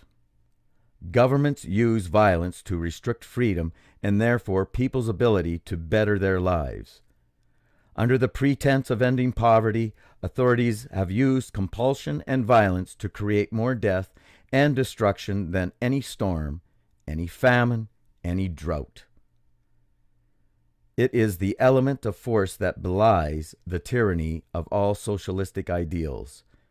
Without force, there is no evil in them. With force, they are the same as any other government. They bring misery to humanity. Dictators. A dictator bears similarity to the kings of royalty while maintaining a culture of nationalism. There is the common belief in history that dictators and kings are noble. Any time a national culture is strong, leaders are thought of as pure and righteous. Joseph Stalin and Adolf Hitler are just two examples. After their deaths, their people were shocked to learn that the atrocities of their nations were created by them. History records endless testimonies of people who believed that the terror in their lives was happening without these leaders' knowledge. National Socialists actually viewed the terror they brought to Europe as a defensive war. Wherever you see culture supporting an authority or trying to implement an authority, you will find the destruction of freedom. In every culture, people are deceived into believing that authority is good. Even when they can see the tyranny of authority in history, they fail to see it in their own culture. The greatest mistakes of history have been those of inaction. Killing a man because he advocates the destruction of liberty sounds extreme to people of all cultures. Culture indoctrinates people with this thinking. Yet the logic of killing Adolf Hitler, Mao Zedong, and Vladimir Lenin, instead of allowing them to destroy the liberty and lives of billions, is unavoidable. The idea of killing a dictator in cold blood before they murder millions is offensive because the cultures who protect these leaders design themselves that way. And so evil prospers. Peace is found when people stand for morality and reject culture. Defend freedom at all costs and at all times, and peace will rule the world instead of tyrants. Morality enforced. Cultures love teaching people that morality is properly enforced. It is the ultimate deceit, a powerful lie. Cultures teach that morality and prudence are one in the same. Culture can easily claim authority over people when they believe they are doing something foolish is the same as doing something evil. Morality is freedom. Immorality is the destruction of freedom. Morality is good. Immorality is evil. Culture would have you believe that morality is a question of personal vice. It pretends that imprudence is the same thing as immorality. When people believe that enforcing prudence is the same as defending liberty, they can be used to support dramatic increases in the power of authority over people. The Inquisitions of medieval times used the ideas of enforcing morality to expand the power of the Roman Church. They created law and enforcement to force church government into people's lives. It was culturally acceptable because they were enforcing morality instead of simple, arbitrary control. The American prohibition of alcohol was touted as a way to counter the effects of alcohol's control over people. In order to fight that control, the U.S. government established a massive police force to control the lives of people. Those who would force prudence on people teach that people are not able to learn intelligent behaviors on their own. Culture teaches that people must not be free to make personal mistakes. It teaches that people are not worthy of ruling their own lives. Without freedom, prudence is meaningless. Environmentalism. Environmentalism shares the ideals of communism. It teaches that greed is the enemy and that those in search of money will destroy the earth.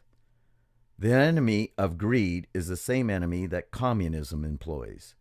It is the same lie. They both teach that without authority, free people will destroy themselves.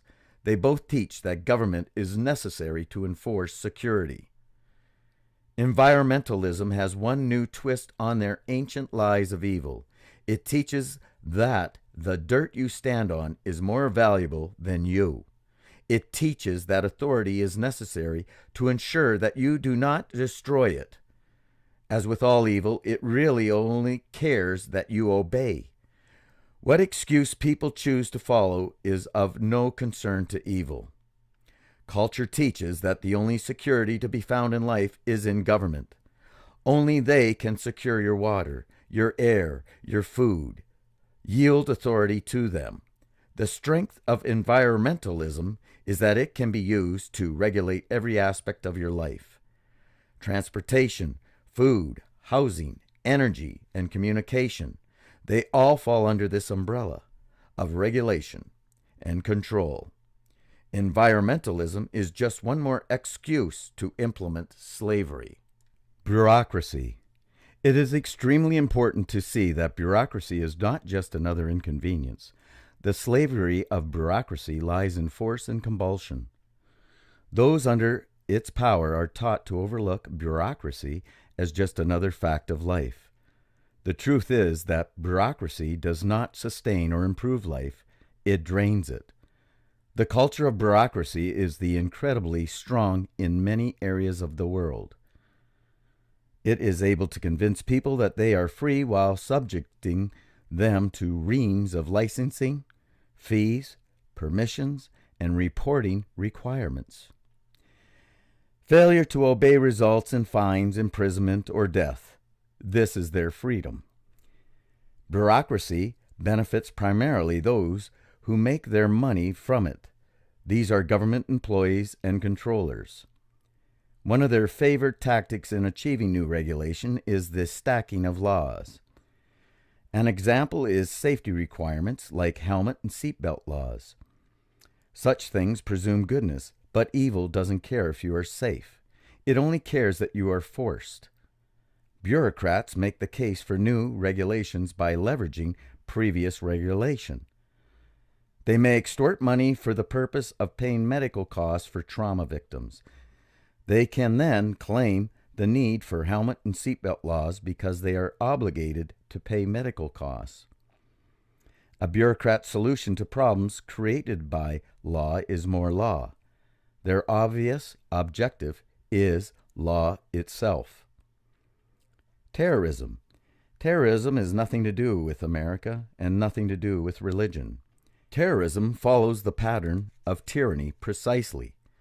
Many areas of the world are dramatically affected by increasing technology.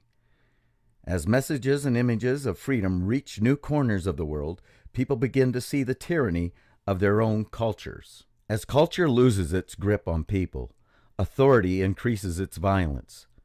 Terrorism is authority attempting to teach people that freedom is depravity and corruption.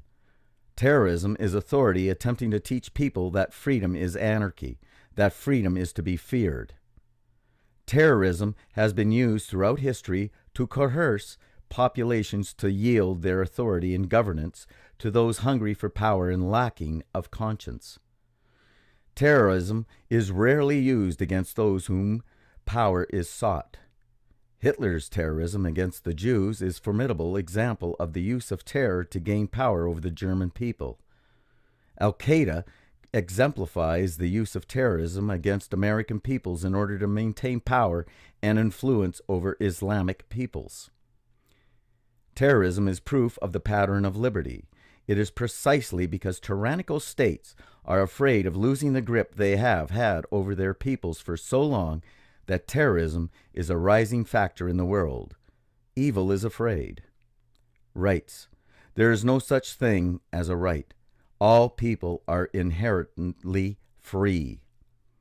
The idea of right was created by men who sought to free people from some of the burdens of government, but who still believed that governments were supreme over men. The problem with rights is that they offer certain delineated permissions granted to men by government. After these, government can still dispose of you as it pleases. Even in measures of restriction, this still teaches people that they have less value than law. The truth is that you are free, and there is no authority that has any claim upon you ever. You are, by your nature, already free. This is the value of a human being. Law enforcement. Culture teaches that police are the only ones whose right it is to defend a people. It teaches that if people were able to defend themselves, anarchy would be the result.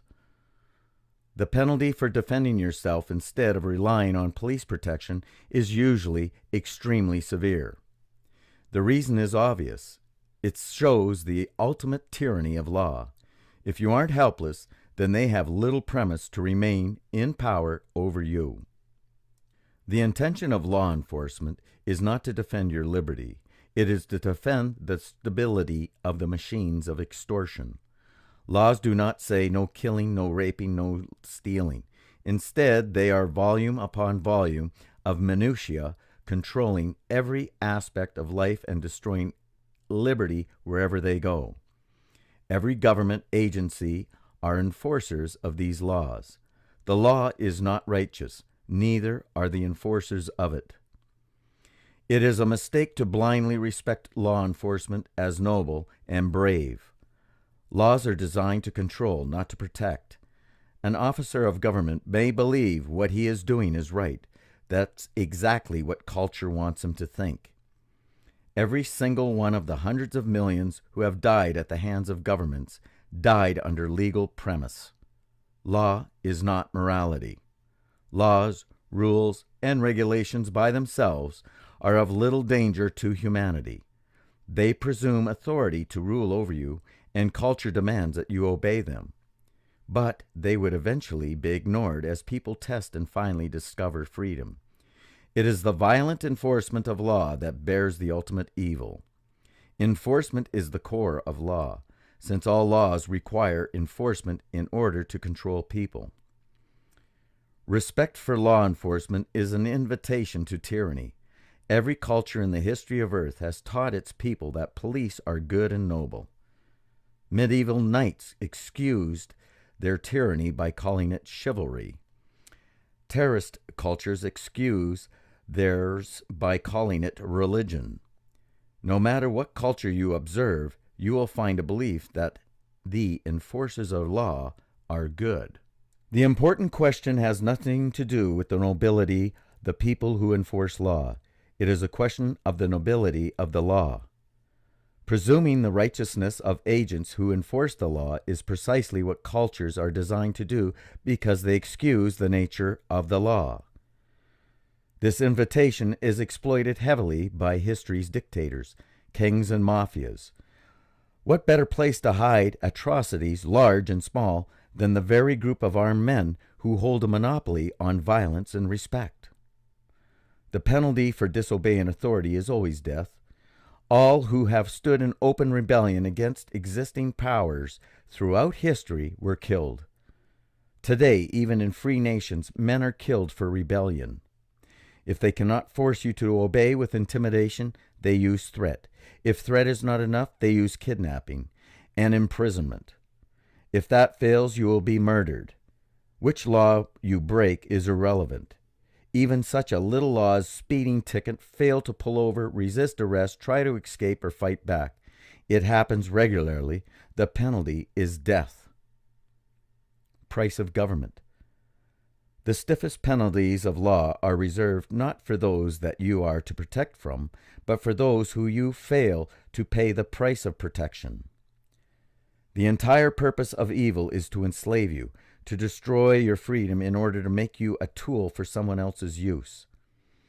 Just as mafia extortion rackets reserve brutal beatings for those who fail to pay the tax, the world's most effective governments use a system of threats, abuse, intimidation, imprisonment, and death to ensure that taxes are paid. This isn't a side note. This is the very purpose for why cultures and law are created, to sacrifice your labor for the benefit of your masters. When law challenges its competition, it labels them criminals and racketeers. The definition of racketeering is the creation of a threat, and then charging for protection against it. Such racketeering is institutionalized slavery. Mafias and governments follow the same pattern. History shows us that the names given to each are a matter of who is the more successful extortionist. Summary: nations lay claim to people based upon where they are born, with respect to imaginary geographic lines. The truth is that a nation is simply a group of people with guns who will kill you if you do not obey them. Borders and land masses have nothing to do with your value as a human being. They are created to offer rulers stability as they exercise power over you. We is the word commandeered by culture to legitimize the borders and boundaries of law. You are obligated to obey law under penalty of death because you are part of the we within an imaginary geographic line. This is not a we you have joined by choice. This is not a we you can escape. Your ownership of land, your family, your values are not important to we. In our world, the only escape from the tyranny of we is to substitute one we for another, assuming we let you. Evil would have you believe that you are subject of borders. This is a lie. After millennia of kings, those who were not royalty but sought power, a way to seize it. Nations allowed evil men to remain in control of culture and law, to have authority. Hitler called his version National Socialism.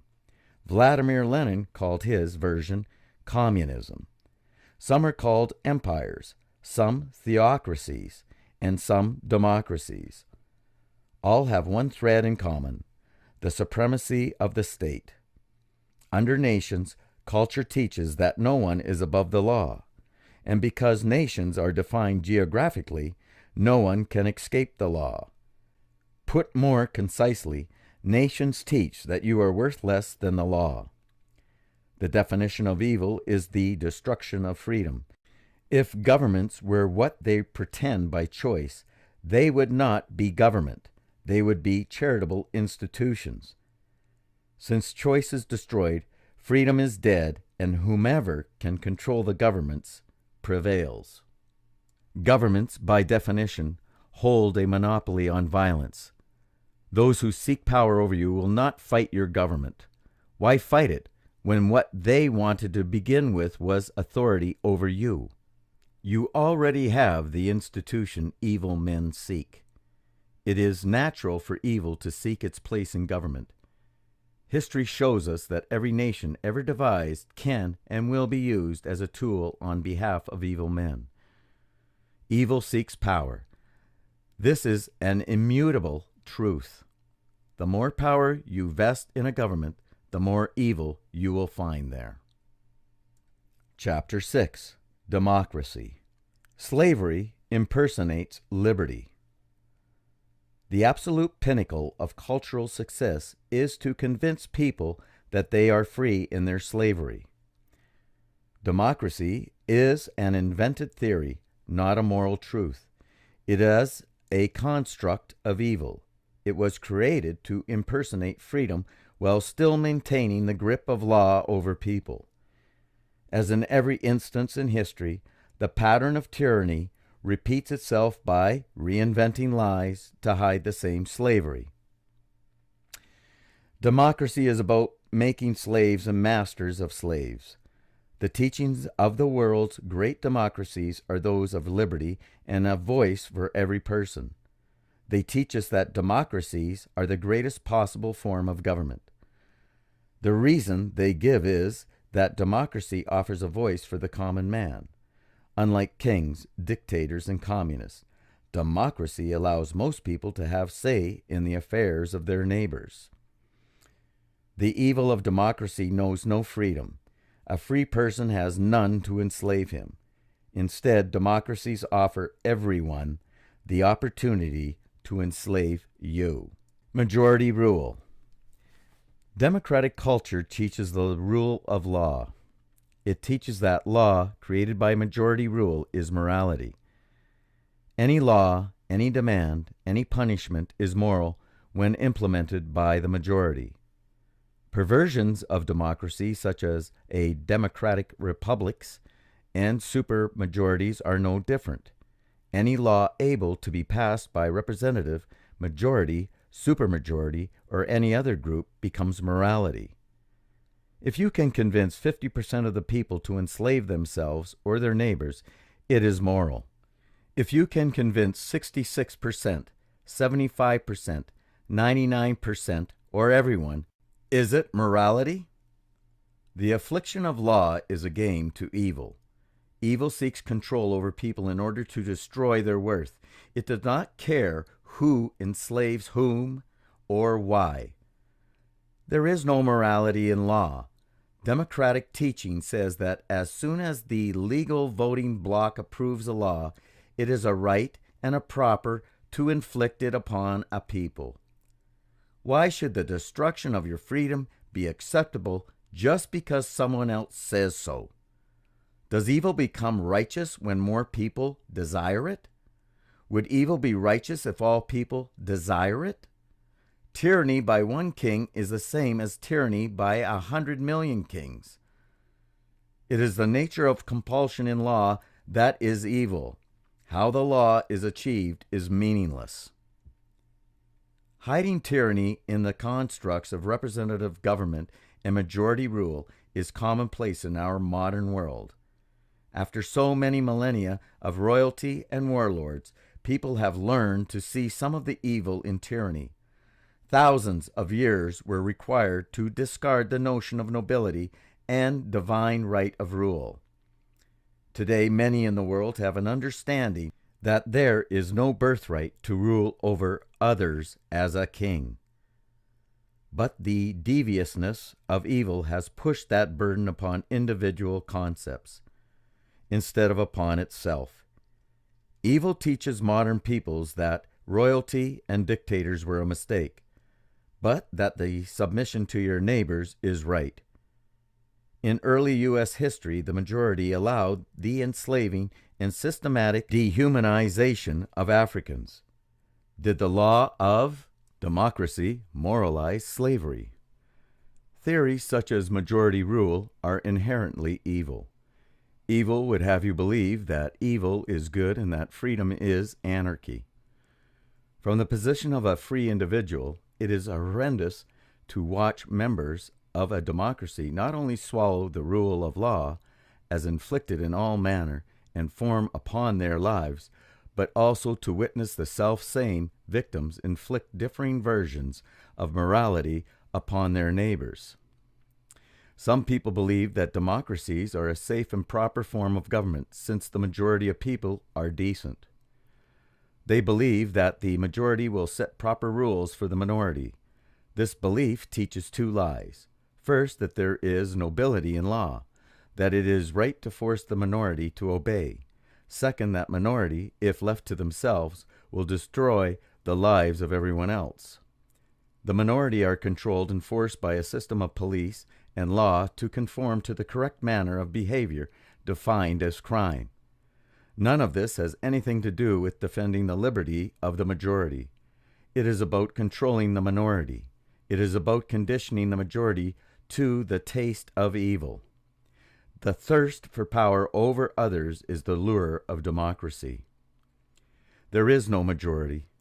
The modern history of powerful democracies has shown that there is no such thing as the majority or the minority. Factions of ideologies within populations fragment democratic societies into countless splinters.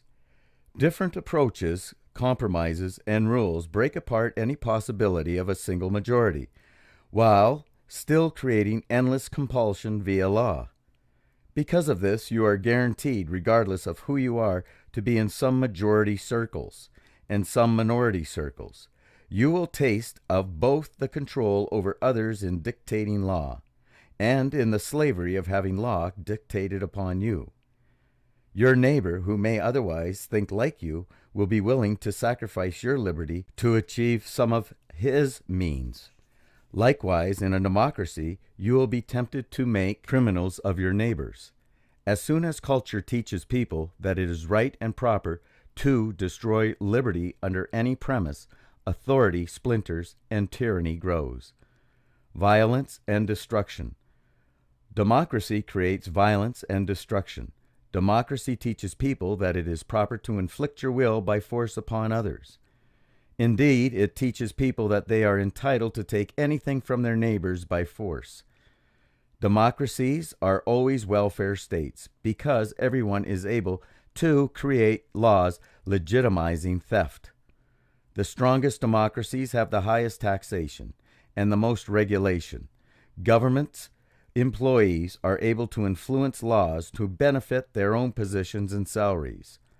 The more regulation created, the more opportunities for pirating in the name of propriety. Many wish to control behavior in the name of religion, environment, economics, decency, and safety. Democracy teaches that these things have more value than human beings.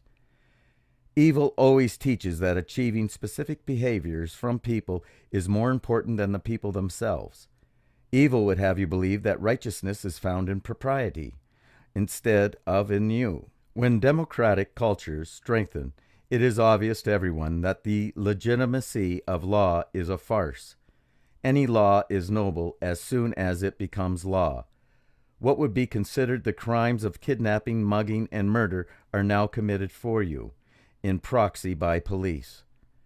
Mature democracies will find certain people who begin dispensing with the excuse of law and simply take what they want when they want it. This is no more evil than law, just more efficient.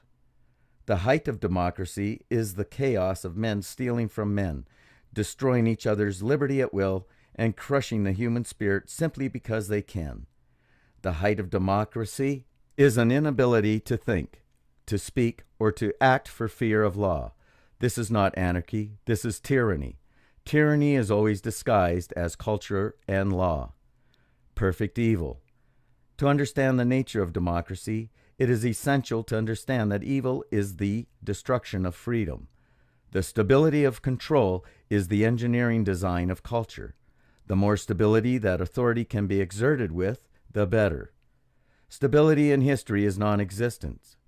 Wars have been fought continually. Empires have been born and destroyed throughout the millennia. Nearly every excuse for tyranny has been tried and eventually overcome. Human beings seek liberty in their lives because liberty is the nature of humanity. Liberty is life. Our continual struggle against evil has been recorded by history.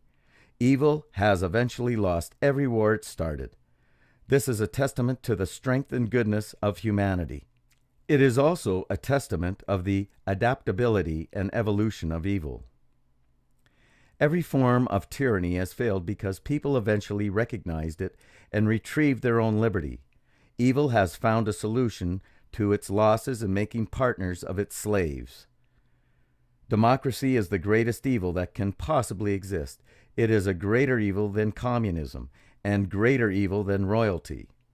All other forms of tyranny are obviously evil because they allowed a few to control the lives of all. Freedom was destroyed for nearly everyone. Democracy, however, teaches that you are free enough to vote, a seemingly better system. Unfortunately, it legitimizes other people voting away your freedoms. This makes it evil. What makes it pure evil, and the greatest form of evil that can possibly exist, is that you also vote to take away freedoms. Everyone becomes a slave, and everyone becomes a master of slaves. Perfect evil. Chapter 7. Economics. Economics is the study of the trade of work. The principles of money are scientific and, as with all truth, simple and easy to understand. Government institutions have created artificial ideas such as employee, corporation, and dollar to enable them to control your labor. Their objective is to confuse you and make money complex so that they can more easily take it from you. Work. Everything you do to better your life requires work. It may be as simple as planting a seed and tending the soil so that it will grow to be your food. It may be washing the dishes so that you can eat from a clean plate. It may be climbing a hill so that you can slide down.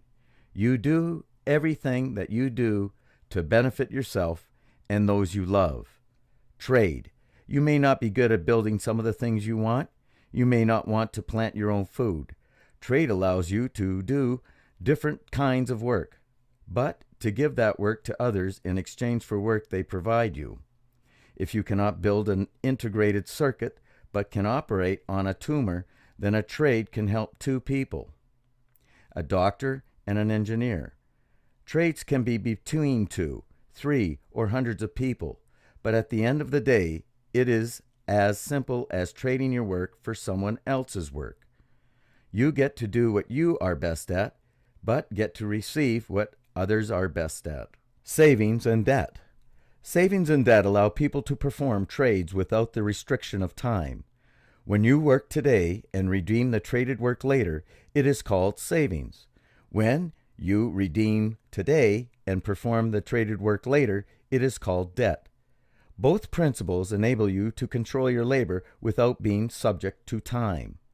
Money. Money is the record of all savings and debt transactions. All it does is record what you owe or what is owed to you. It can be carried symbolically as paper or coin or as a line item on accounting books.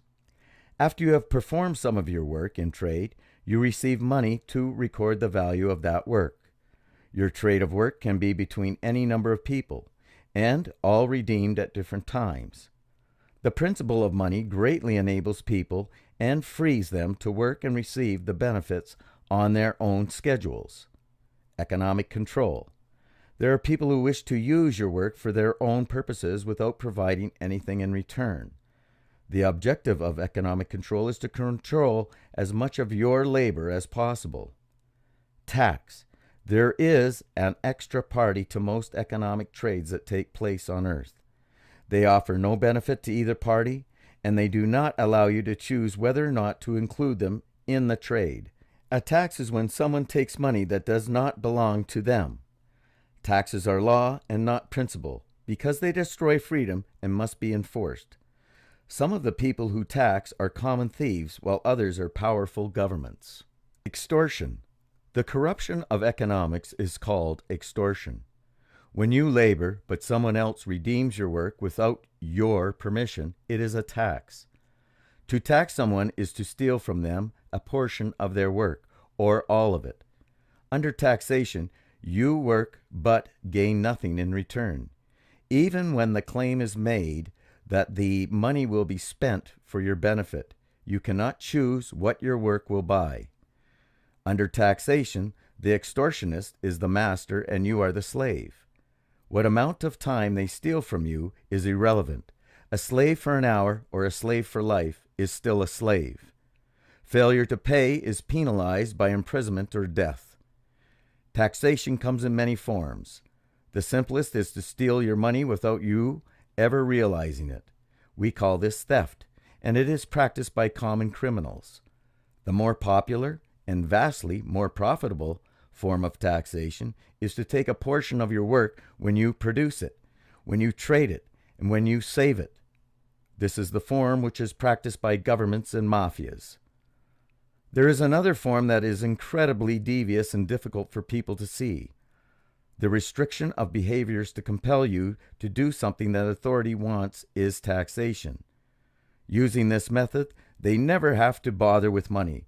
They simply compel you to do their bidding directly. This form of taxation is called by many, many names. Some of them are price controls, regulation, bureaucracy, red tape, paperwork, formalities, oversight, Social Security, public works, and the public good.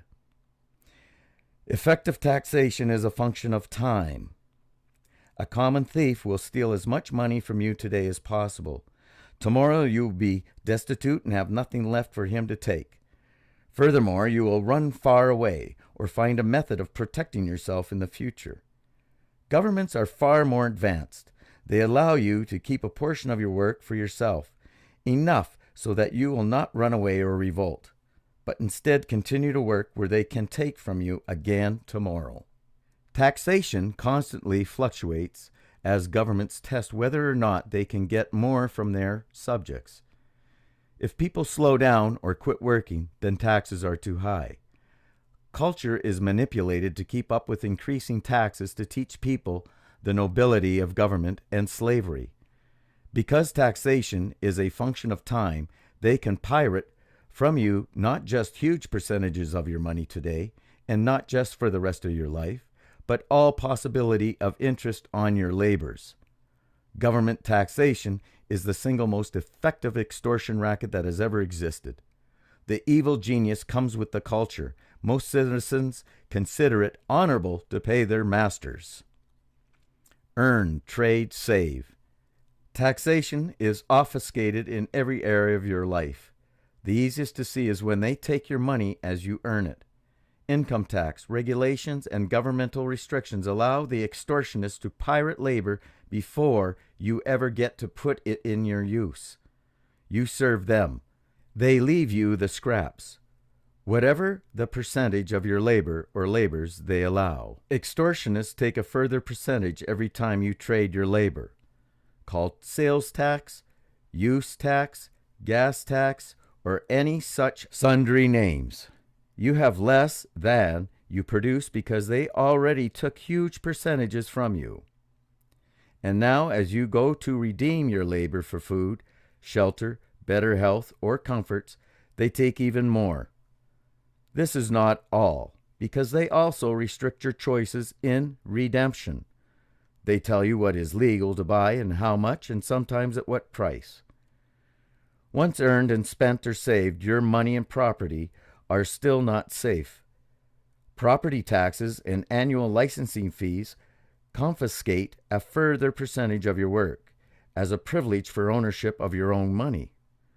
You bought a house, you bought a car, but in reality, you are just renting them from government. Try not paying the taxes and fees if you don't believe that. You will shortly be evicted. All of this is designed to keep you working tomorrow on the upkeep of your masters, lest you retire too early. Your money is not safe in savings either. All governments control their forms of money, such as the US dollar, and it is illegal to trade using any other currency. Inflation is engineered by governments to erode your savings over time as they spend your money through government deficits. Inflation also ensures that, as your savings are eaten away, you will be forced to keep working, wherein they can repeat the cycle of taxation. Remember that the reason you work is to benefit yourself and those you love. Yet because they are more powerful than you, many people have managed to force you to work for their benefit. This is economic control. This is the purpose of government. Governments are predatory institutions. Economic culture. Make no mistake, you are a slave. Government is your master. The brilliance of your masters as opposed to conventional slavery is that they allow you to believe that you earn what you work for and that you own what you buy. It keeps you complacent and agreeable. Taxation is a function of time. They will take just as much today as keeps you laboring in their behalf tomorrow. Cultural ideas like public servant, public works, public good, public protection, and social security illustrate their deviousness. They have actually convinced people that having their money stolen under threat of death is something to be desired. Remember, it is all for your own good. Constructs such as employee, job, corporation, and legal tender are rackets engineered by highly skilled extortionists to restrict behaviors and confiscate wealth. An employee is a person who performs work in trade for money. This is no different from a contractor, a non-employee, or a garage sale. You perform work in exchange for someone else's work. You create wealth to feed your family and to benefit your life. Employees, however, are constructs of governments to restrict economic behavior. What's the difference between an employee and a person who only performs some work?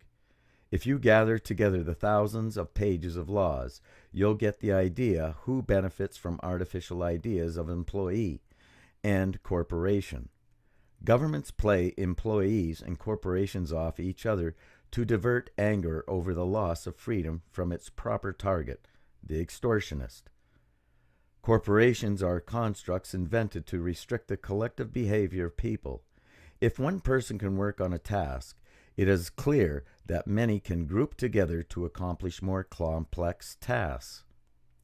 Normally, this would just be you and me agreeing to do something together for the benefit of someone else in exchange for money.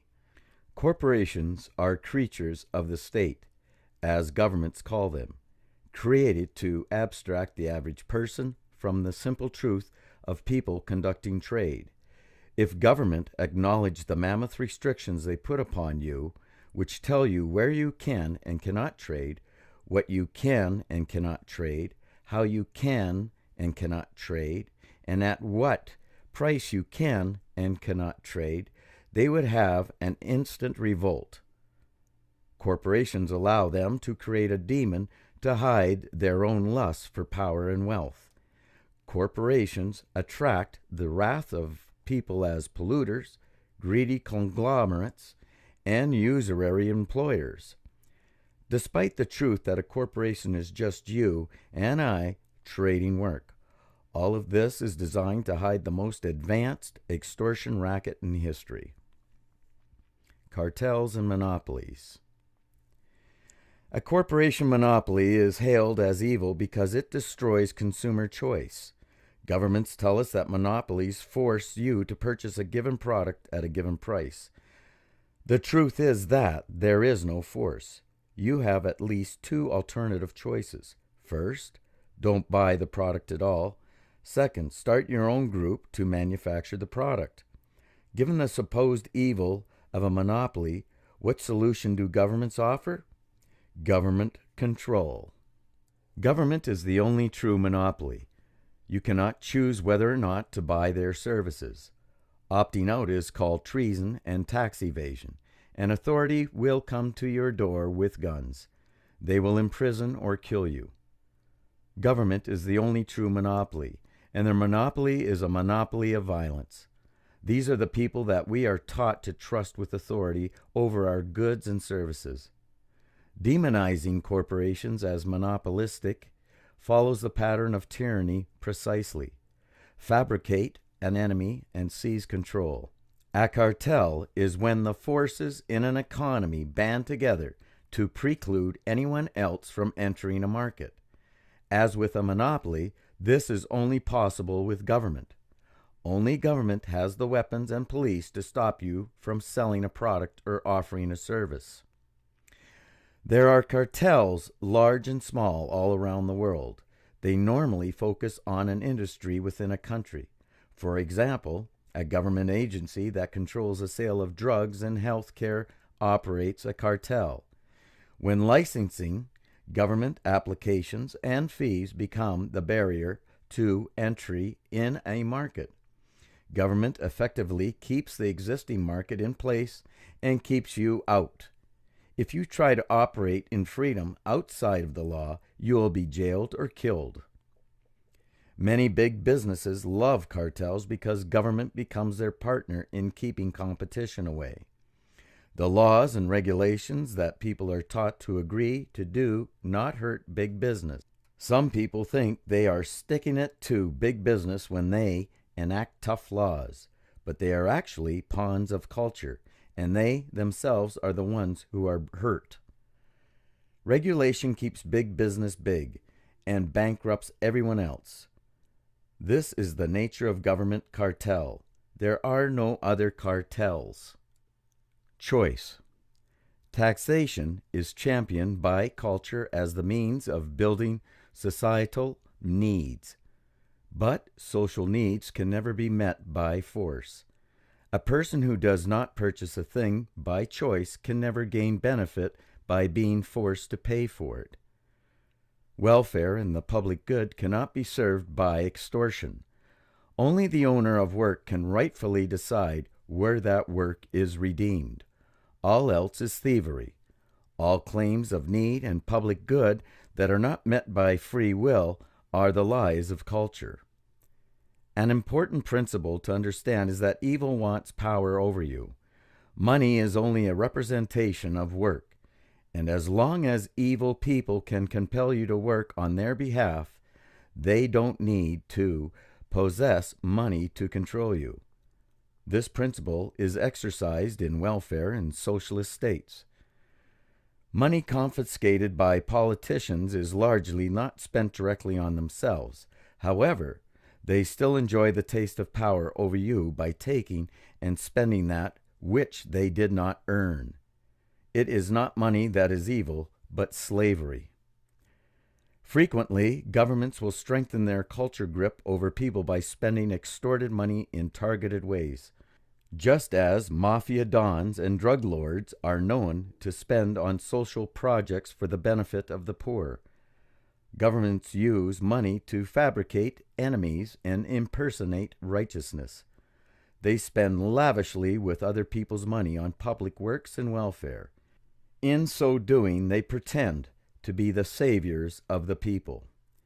While condemning the rich, socialism, or the Jews, Nazi, or freedom itself, terrorists, the pattern plays out in 1,000 ways, and the artificial enemies are always different, but the result is always the same.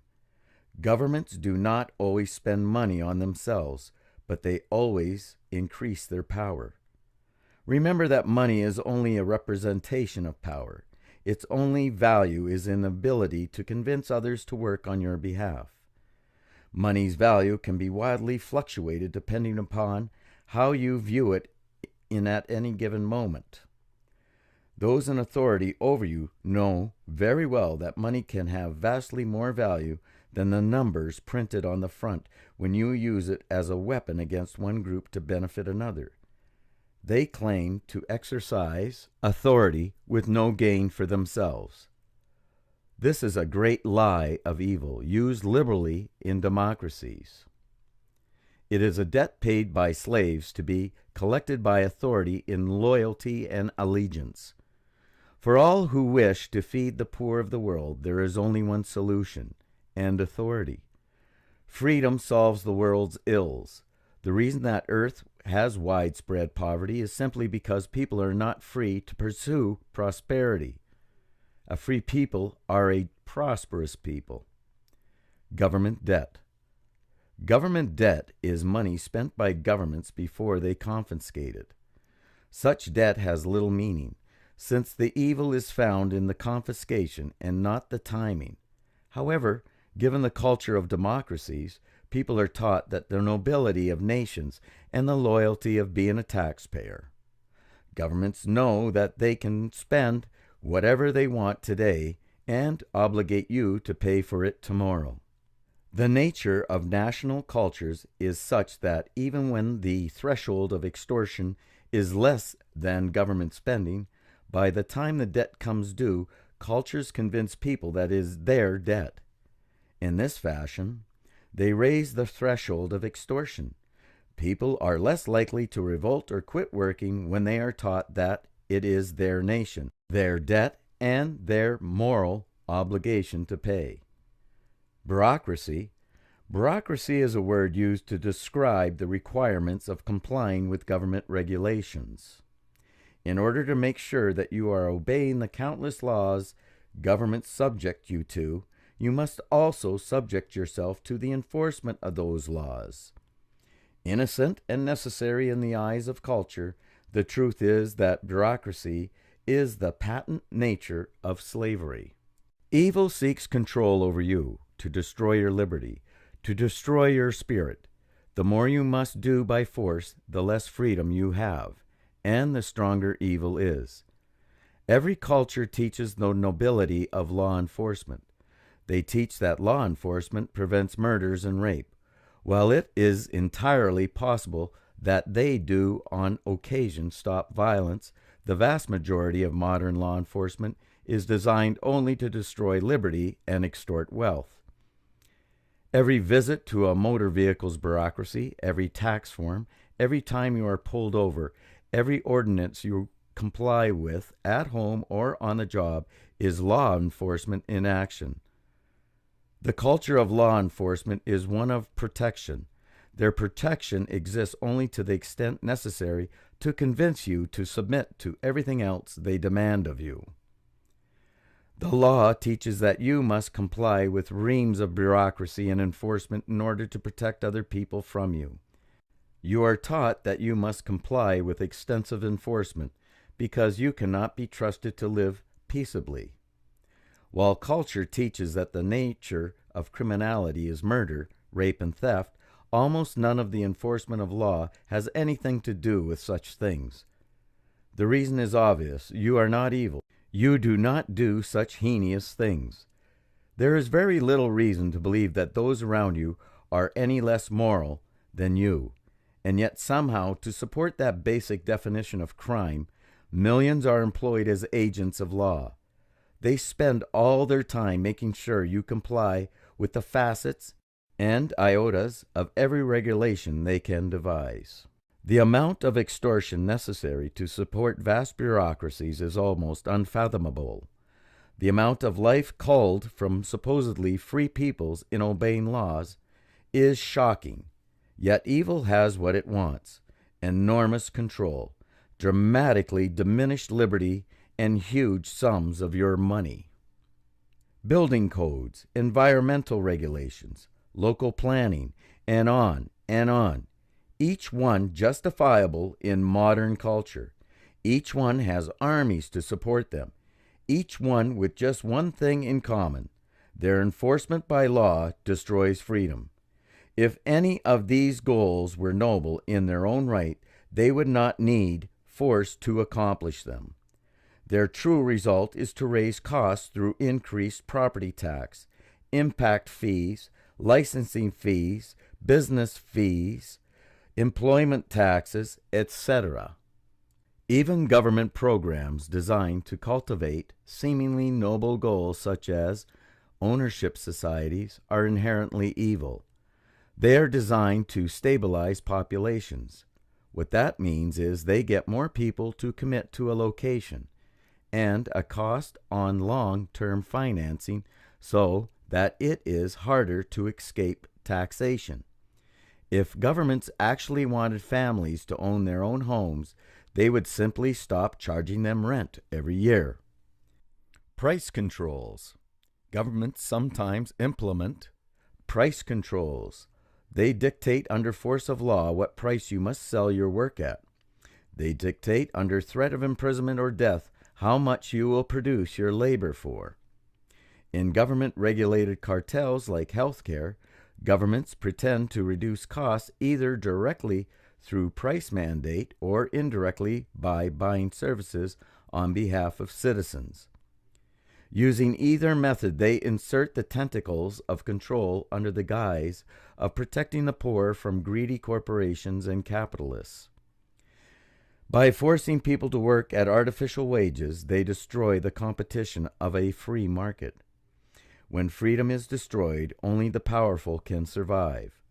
Cartels are thusly forged with governments. Powerful businesses watch their weaker competition fall to bankruptcy. Government makes sure it is prohibitively expensive to enter the market with fees and licensing requirements. Businesses, they can enjoy government-mandated prices with no competition. Governments can enjoy control of prices and therefore guaranteed taxes. The intent of price controls are not to keep prices down, but to keep them up. Big business loves government regulations. Regulations ensure that only the well-established and extremely well-financed can compete. People seeking to trade their skills, products, or expertise are burdened by the impossible demands of government. Thusly, big business is an extension of the compulsion of government. Anti-business regulations that people are taught to support are actually good for big business. Instead of hindering them, such regulation destroys your liberty. Protectionism.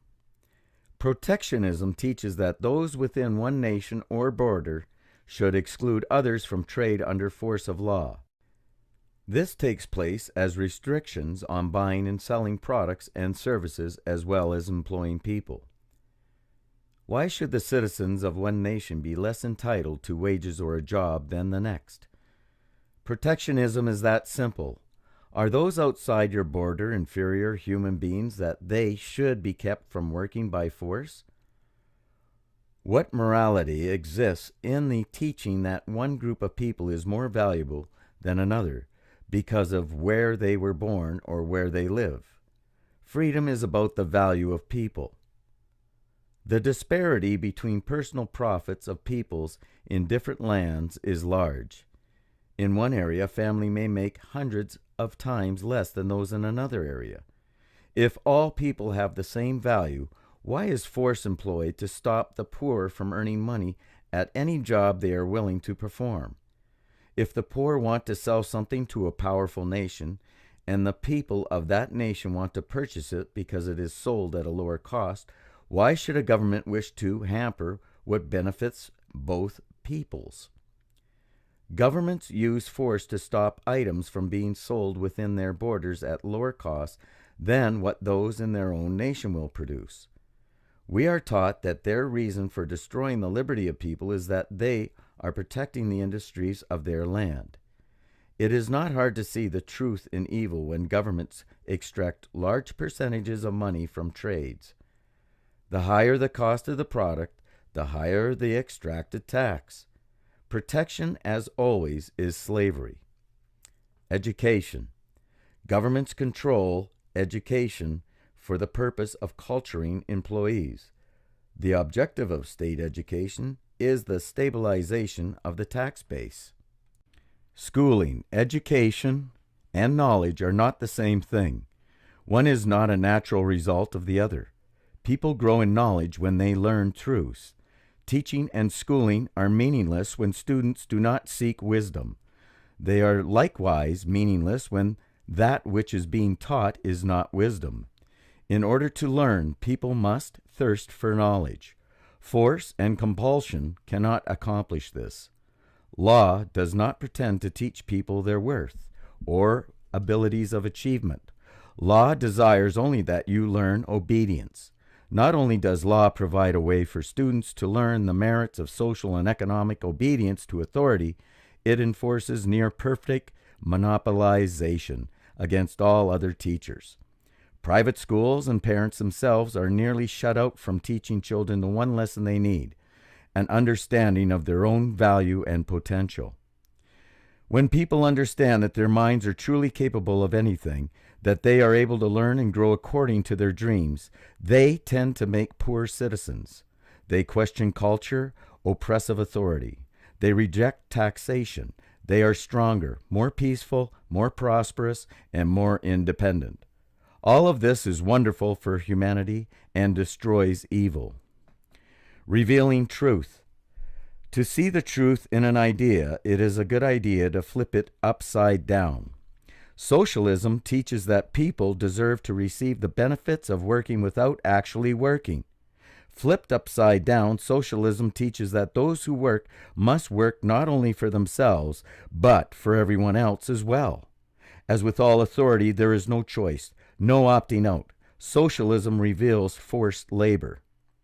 Price controls teach that people deserve to receive products and services at a proper price.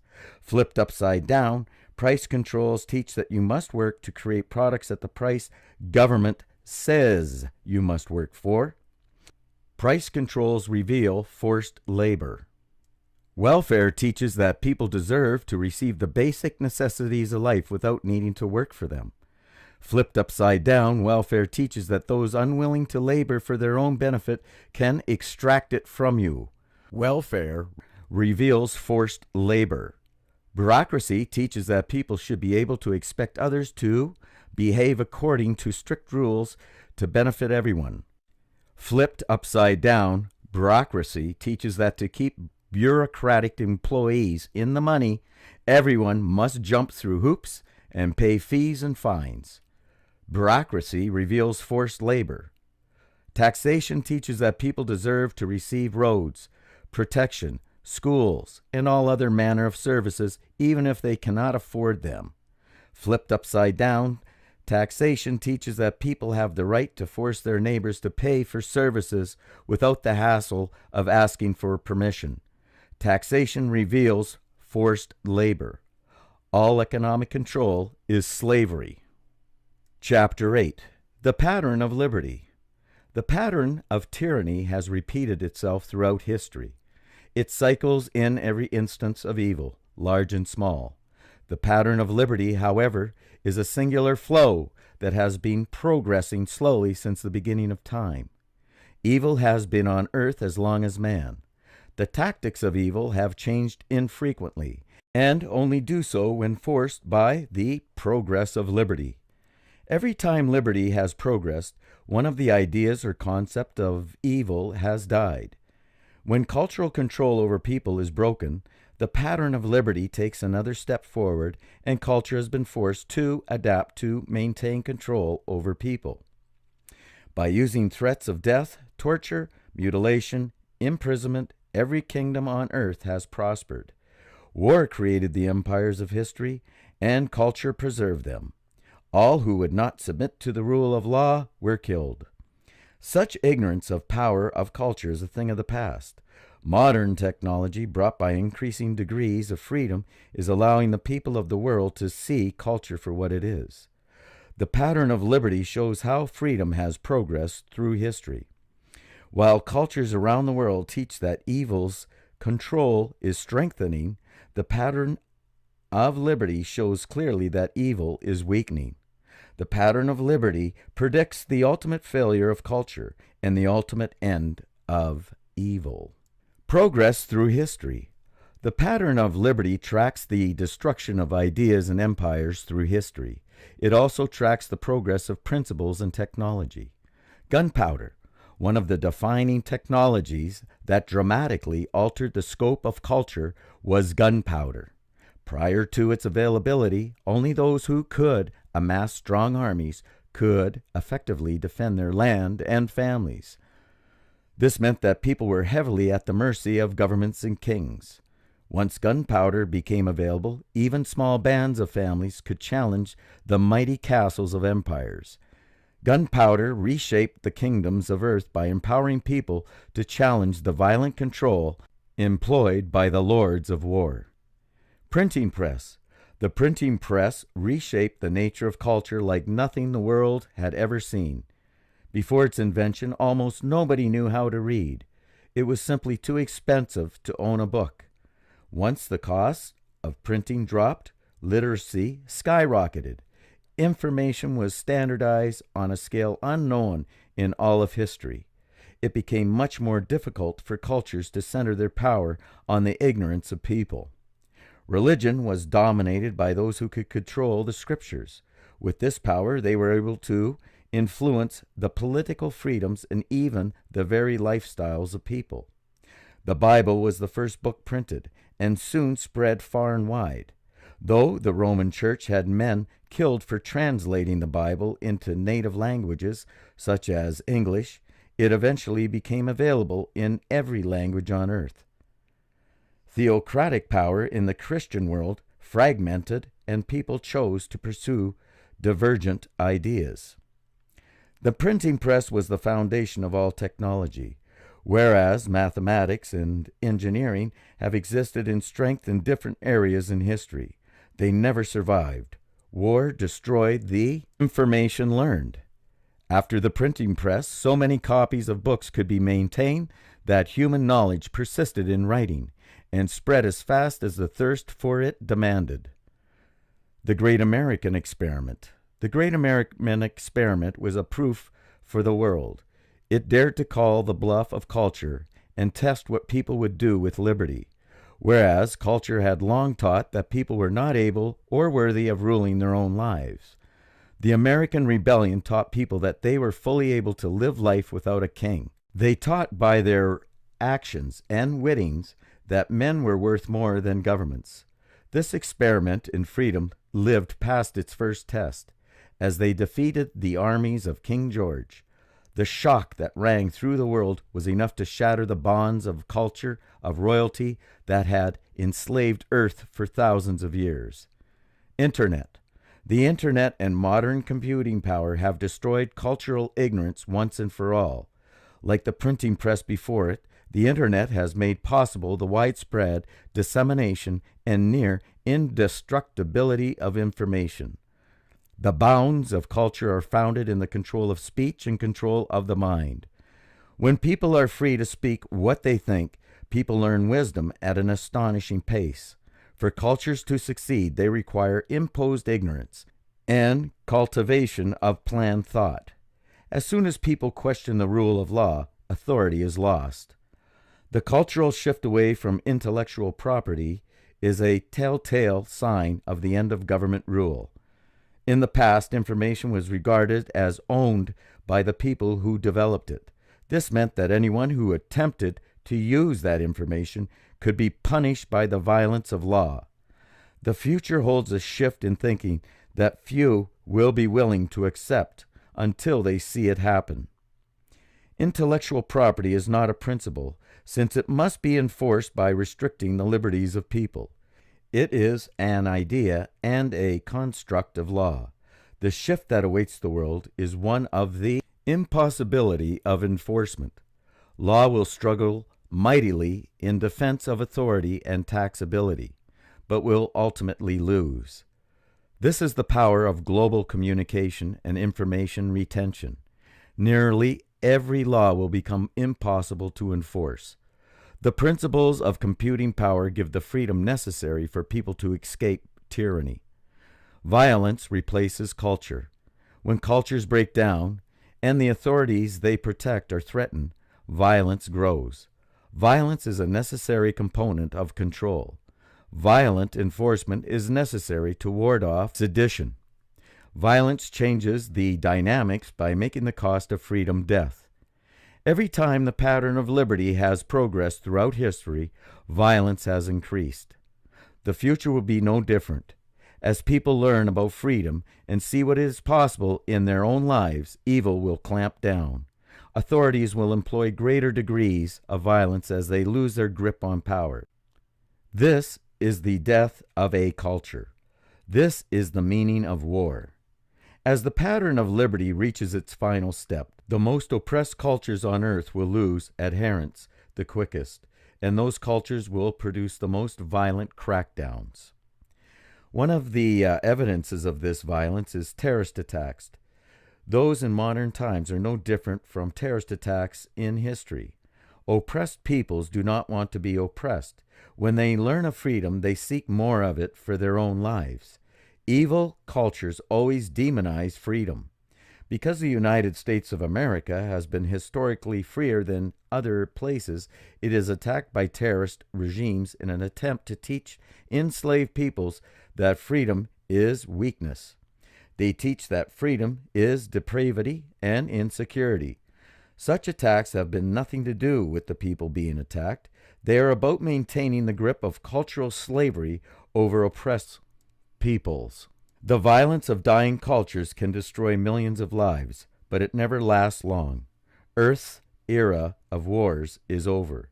The rapid pace of nation creation and destruction is evidence of the accelerating pace of the pattern of liberty. New cultural twists invented by evil men are discovered and crushed. Technology and population. One of the principles of history is that freedom is a function of population. Population growth endangers tyranny. All the major tyrants of history have been sought to limit growth. Births expand the human experience and teach people about opportunity, hope, and faith. This freedom is not conducive to slavery. The more people that live in a culture, the more dissent you will find. It is nearly impossible to control large numbers of people with primitive cultures. One of the evidences of the completion of the pattern of liberty is the astounding population of Earth. Technology endangers evil on every hand. Its use, implementation, and imagination are diametrically opposite evil. Technology is born of freedom. Freedom brings wisdom to people who implement learned principles in practical solutions. This search for wisdom teaches people that the value that they have within themselves. It teaches them to stretch the limits of their intelligence and faith. This is more than concerning to the control of authority. It is the death of evil. The use of technology enables the evasion of authority. One powerful example of this is the evasion of taxation. Governments are institutionalized extortion. When technology allows people to remove the control of money from government hands, taxation becomes impossible. Advanced encryption and anonymous peer-to-peer networking technology allow for exactly this. Economic exchanges are freed from the bounds of legal tender and regulation. The future of technology brings the impossibility of tracking money and enforcing taxation. This transition will be marked by violence as governments try to salvage their monstrous rates of extortion. The comforts and prosperity of technology demonstrate the world that the fruits of freedom are. It is entirely impossible to hide from culturally enslaved peoples the glory that is human life. Principles and products leak through every culture on earth. The kings of old have fallen. Communism is weakened. Theocracy is dying. Democracies are bankrupt. Violence will mark the transitions, but freedom will prevail. The American Dream. The American dream was for a land where people would be free from the interference of government. The dream was one of freedom to pursue joy and happiness. Today, culture teaches that American dream is a pacific and tightly defined perspective on the perfect life, and the reason the United States of America is great because it has the ability to create that life for you. Culture perverts everything good. The American dream is not an American dream. The great American experiment brought massive liberty to the people of America, more than had been seen at any other time or place on earth. The experiment and the dream are not for Americans. The United States of America is not to be respected as a nation. It is not a favored group. There is no magic, no cultural supremacy in the red, white, and blue. The great American experiment is to be respected only because it taught people that they are worth more than the law. The government of the United States of America in modern times closely resembles both a democracy and a welfare state. It is bankrupt and heavily enforced by legions of law. Culture would have you believe that this is its legacy. It is not.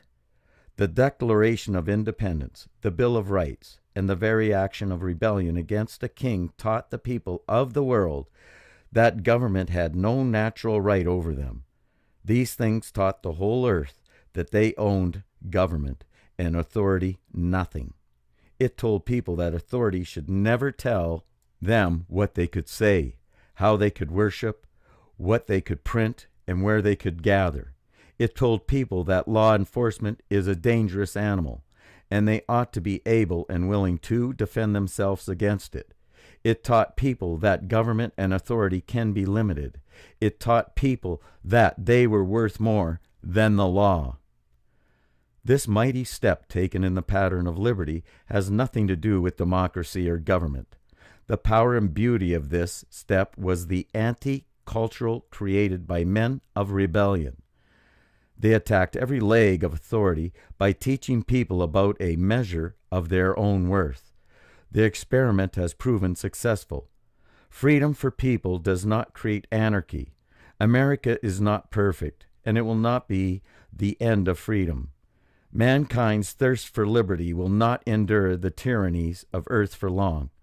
They will be taught that they are worthy of ruling their own lives. The pattern of tyranny will be broken. The American dream is not an American dream. It is a human dream. It was a giant stair climbed on the backs of heroes towards the freedom of men. It will not be the last. Competition for freedom. As people are able to look beyond the tyranny of their own lives to divergent cultures on earth, they will see a competition for freedom. The lure of freedom will be evidenced by the technology, prosperity, and peace of freer peoples. They will ask, why is it noble for them to obey certain laws, but not the rest of the world? They will see that those things which are demanded of them are not natural, that they are tyranny. The pattern of liberty progresses every time the lies of culture are discovered and understood. Though cultures are designed to maintain tight control of the minds of people, so that they cannot see the tyranny over them, witnessing freedom can break the bonds nearly instantly. When the violence of dying cultures runs out and freedom peeks out of every dark place on earth, the people of the world will begin a competition for freedom. When there is freedom to move and shop for jurisdictions, you will find that people move to freer societies, not to stricter ones. Moreover, elements of evil will gravitate to more restricted societies because they are easier to exert control over. This is the final chapter for evil. Technology, communications, and wisdom free people to evade authority, and they will do so with ever-increasing effectiveness. This is the completion of pattern of liberty. This is where evil ends. Chapter 9. End of Evil. Voice is a principle of intelligence. Voice is the highest form of communication between beings of the highest intelligence. The passion and feeling that people are able to put behind their words can change lives and change worlds. The few who achieve a glimpse of the power of voice bring either insane destruction or awesome freedom. Every great and terrible culture brought into the world was brought by the principle of voice. Every rebellion and revolution that destroyed cultures and empires was brought by the power of voice. Men who understood the principle of voice have irrevocably altered our world. The principle of voice is found in every element of human communication. Writing and books are lesser forms of human voice. Every transfer of words contains the power to change lives. When, accompanied by the passion of life, voice alone has the power to free worlds. The principle of voice explains why freedom is a function of population. As population increases, it is more difficult for culture to maintain control over the speech of people. The more people communicate with one another, the quicker they learn their own value. Population increases brings increased freedom to the world because of the power of voice. When people are unfettered by the chains of culture, and when they do not believe the lie that they are powerless, they can change everything. To change the world, you must have the faith that you have such ability in yourself. You must open your mouth and speak. The principle of voice is the passion to convince, the passion to teach, and the passion to create faith. It will strengthen you, and should you choose to use it, you will change lives. Future. The dreams that burn in the hearts of billions have been growing stronger through the millennia. Ages of destruction wrought by tyranny will not go unanswered. The children of this world are owed a liberty from slavery that can only be satisfied by the utter eradication of evil from the earth. Every dream of feeding the hungry, clothing the naked, and helping the poor is answered in this cause. Human beings are able to answer every need and desire of our world by using the principles we learn all around us. When the obstacles of evil are removed from the lives of people, technology and prosperity advance on an exponential scale.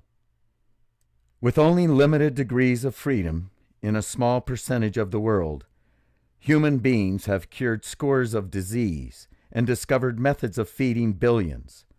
All the comforts of modern life were made possible by people with the faith to succeed.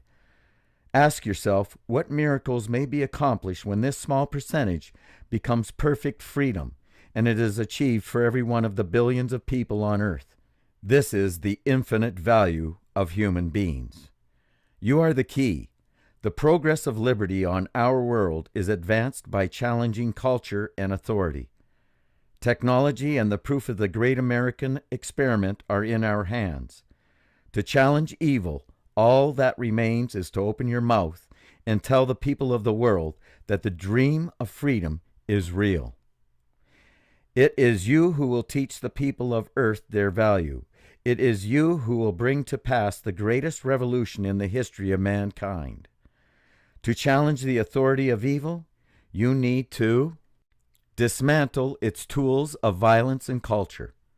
Culture is dismantled as simply as disobedience to the control of speech. When you speak your mind and refuse to take offense when others do the same, cultures cannot survive. There is nothing to fear in freedom. Violence is the tool of first and the last resort for evil. Those few who will use it to enslave cannot be left alive. A perfect revolution. The price of freedom is blood. This is an immutable truth. The reason is that evil does not care if you live or die. Evil will stop at nothing to achieve mastery over you. A perfect revolution is a revolution where all of the blood paid for freedom is paid by tyrants, and where none is paid by the innocent. There are only 3 types of action a person can take: that which exercises freedom, that which defends it, and that which destroys it. Culture teaches the nobility of destroying freedom by concepts such as the rule of law. At the same time, it teaches the immorality of defending freedom in concepts such as police authority. Culture cannot be allowed to continue. As long as men of violence walk the earth, they will devise ways to create cultures under threat of death. The defense of freedom is always righteous, and no tyrant can be spared. There is no proper role for tyranny in the lives of people. As soon as you yield to the forces of compulsion in the name of your life, you have lost your life, for it belongs to those who control you. Life is liberty. Without liberty, your life belongs to another. Liberty is to be defended at all costs and at all times. Govern yourself, for this is the nature of an individual. You and you alone control your actions and your mind. This is right, proper, and good. You have a responsibility to defend your liberty at all times. If you do not, it will be destroyed. To yield defense of your liberty to another is an absolute invitation to tyranny. Personal sovereignty is the end of evil, when every person on earth will defend themselves and those they love, when evil cannot gain even a foothold because all people are watching for it and recognize that it seeks to destroy their value. This is the exact opposite of perfect evil, in which every person is a slave and a master of slaves. Perfect liberty is life, and in it there are no slaves and no masters of slaves. Perfect liberty is life. Earth. The cultures of Earth teach you to accept, to yield, and to obey. The end of evil is found in refusing this slavery of the mind. For the end of evil to be achieved, all people must be taught that they owe obedience to no one. They must be taught that the desires and dreams of their hearts are proper and good. They must be taught that every ounce of joy they seek can be had for themselves and those they love. This is the anti-culture, to free the minds of people. Cultures are established first by the control of speech. Condemnation of speech is rampant in the strongest cultures. The end of evil will bring the defense of speech in every home and in every communication. Culture teaches that speech brings offense. Instead, you must see that speech brings a view into the mind of a human being. Ignore the interpretations of culture and see the intent and feeling of them who speak to you, and then speak back. The control of speech is crushed by the power of voice. In the end of evil, people cannot tolerate compulsion and force. The mistakes of history are found where people have allowed the establishment of culture. In every case, it was known that this establishment would destroy liberty. In the end of evil, tyranny will not be tolerated. You owe allegiance to no nation and to no law. You are a being of infinite worth and fully capable of escaping the bondage of evil. When you feel compelled not to speak, speak. When you are oppressed by law, circumvent it. When violence threatens you, crush it. Remember the lessons of technology. Technology is the fruit of freedom. Technology enables humanity at the expense of authority. Just one example of this is the extraction of economics from the control of nations. Regulation chokes economic activity by making it prohibitively expensive on an open and universal platform. We already understand how technology can bring the cost of selling down and make selling easier for everyone to accomplish. The lessons of evading extortion and control are likewise already learned. Global peer-to-peer networking ensures that no authority can switch off a server to dismantle economic activity. This dispersion of economic targets will make it impossible for governments to enforce taxation and control. Making peer-to-peer nodes anonymous using powerful encryption technology will make it extremely difficult for authority to bring excessive violence upon individuals to force examples of obedience. Steganography within established protocols such as HTTP will make disabling specific communications impossible without disabling all communication. Merging public auctions and marketplaces with anonymous steganography, peer-to-peer networking will forever remove the control of economics from the hands of extortionist authorities. With technologies such as these, people can buy and sell anything without the interference of governments and mafias. Furthermore, governments will not be able to enforce taxation, record keeping, since instead of a smaller number of corporations preferred by government, every one of the billions of people on Earth will engage their economics directly. Population and technology crush evil. What other devices can be imagined to free people from the tyranny of communism, terrorism, socialism, democracy, violence, and culture? With a human mind, there is no limit to imagination and invention.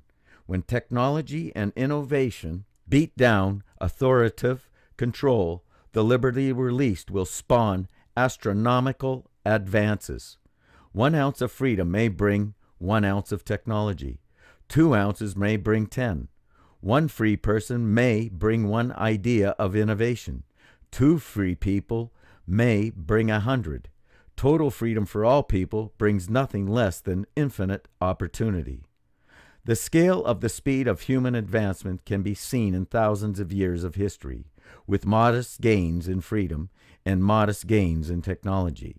In the most recent few hundred years, technology has exploded. With each degree of freedom achieved, human knowledge builds exponentially. You have infinite value. With freedom, all things are possible. Technology, health, wealth, and knowledge are all facets of power. Each of these improve the lives of human beings. The fruits of liberty are everything good and bring peace, prosperity, and joy. You live after the era of wars, and the only remaining step in the pattern of liberty is to answer the question held in the minds of people around the world. The lies of millennia have not stopped the unquenchable thirst for freedom that grows within the hearts of every person on earth. They are poised and ready to take the freedom that is rightfully theirs. They need only hear the freedom is possible, that freedom is real. You are the key. To teach the people of earth the value that they have within themselves, you need only speak and tell them that every good thing is theirs to have.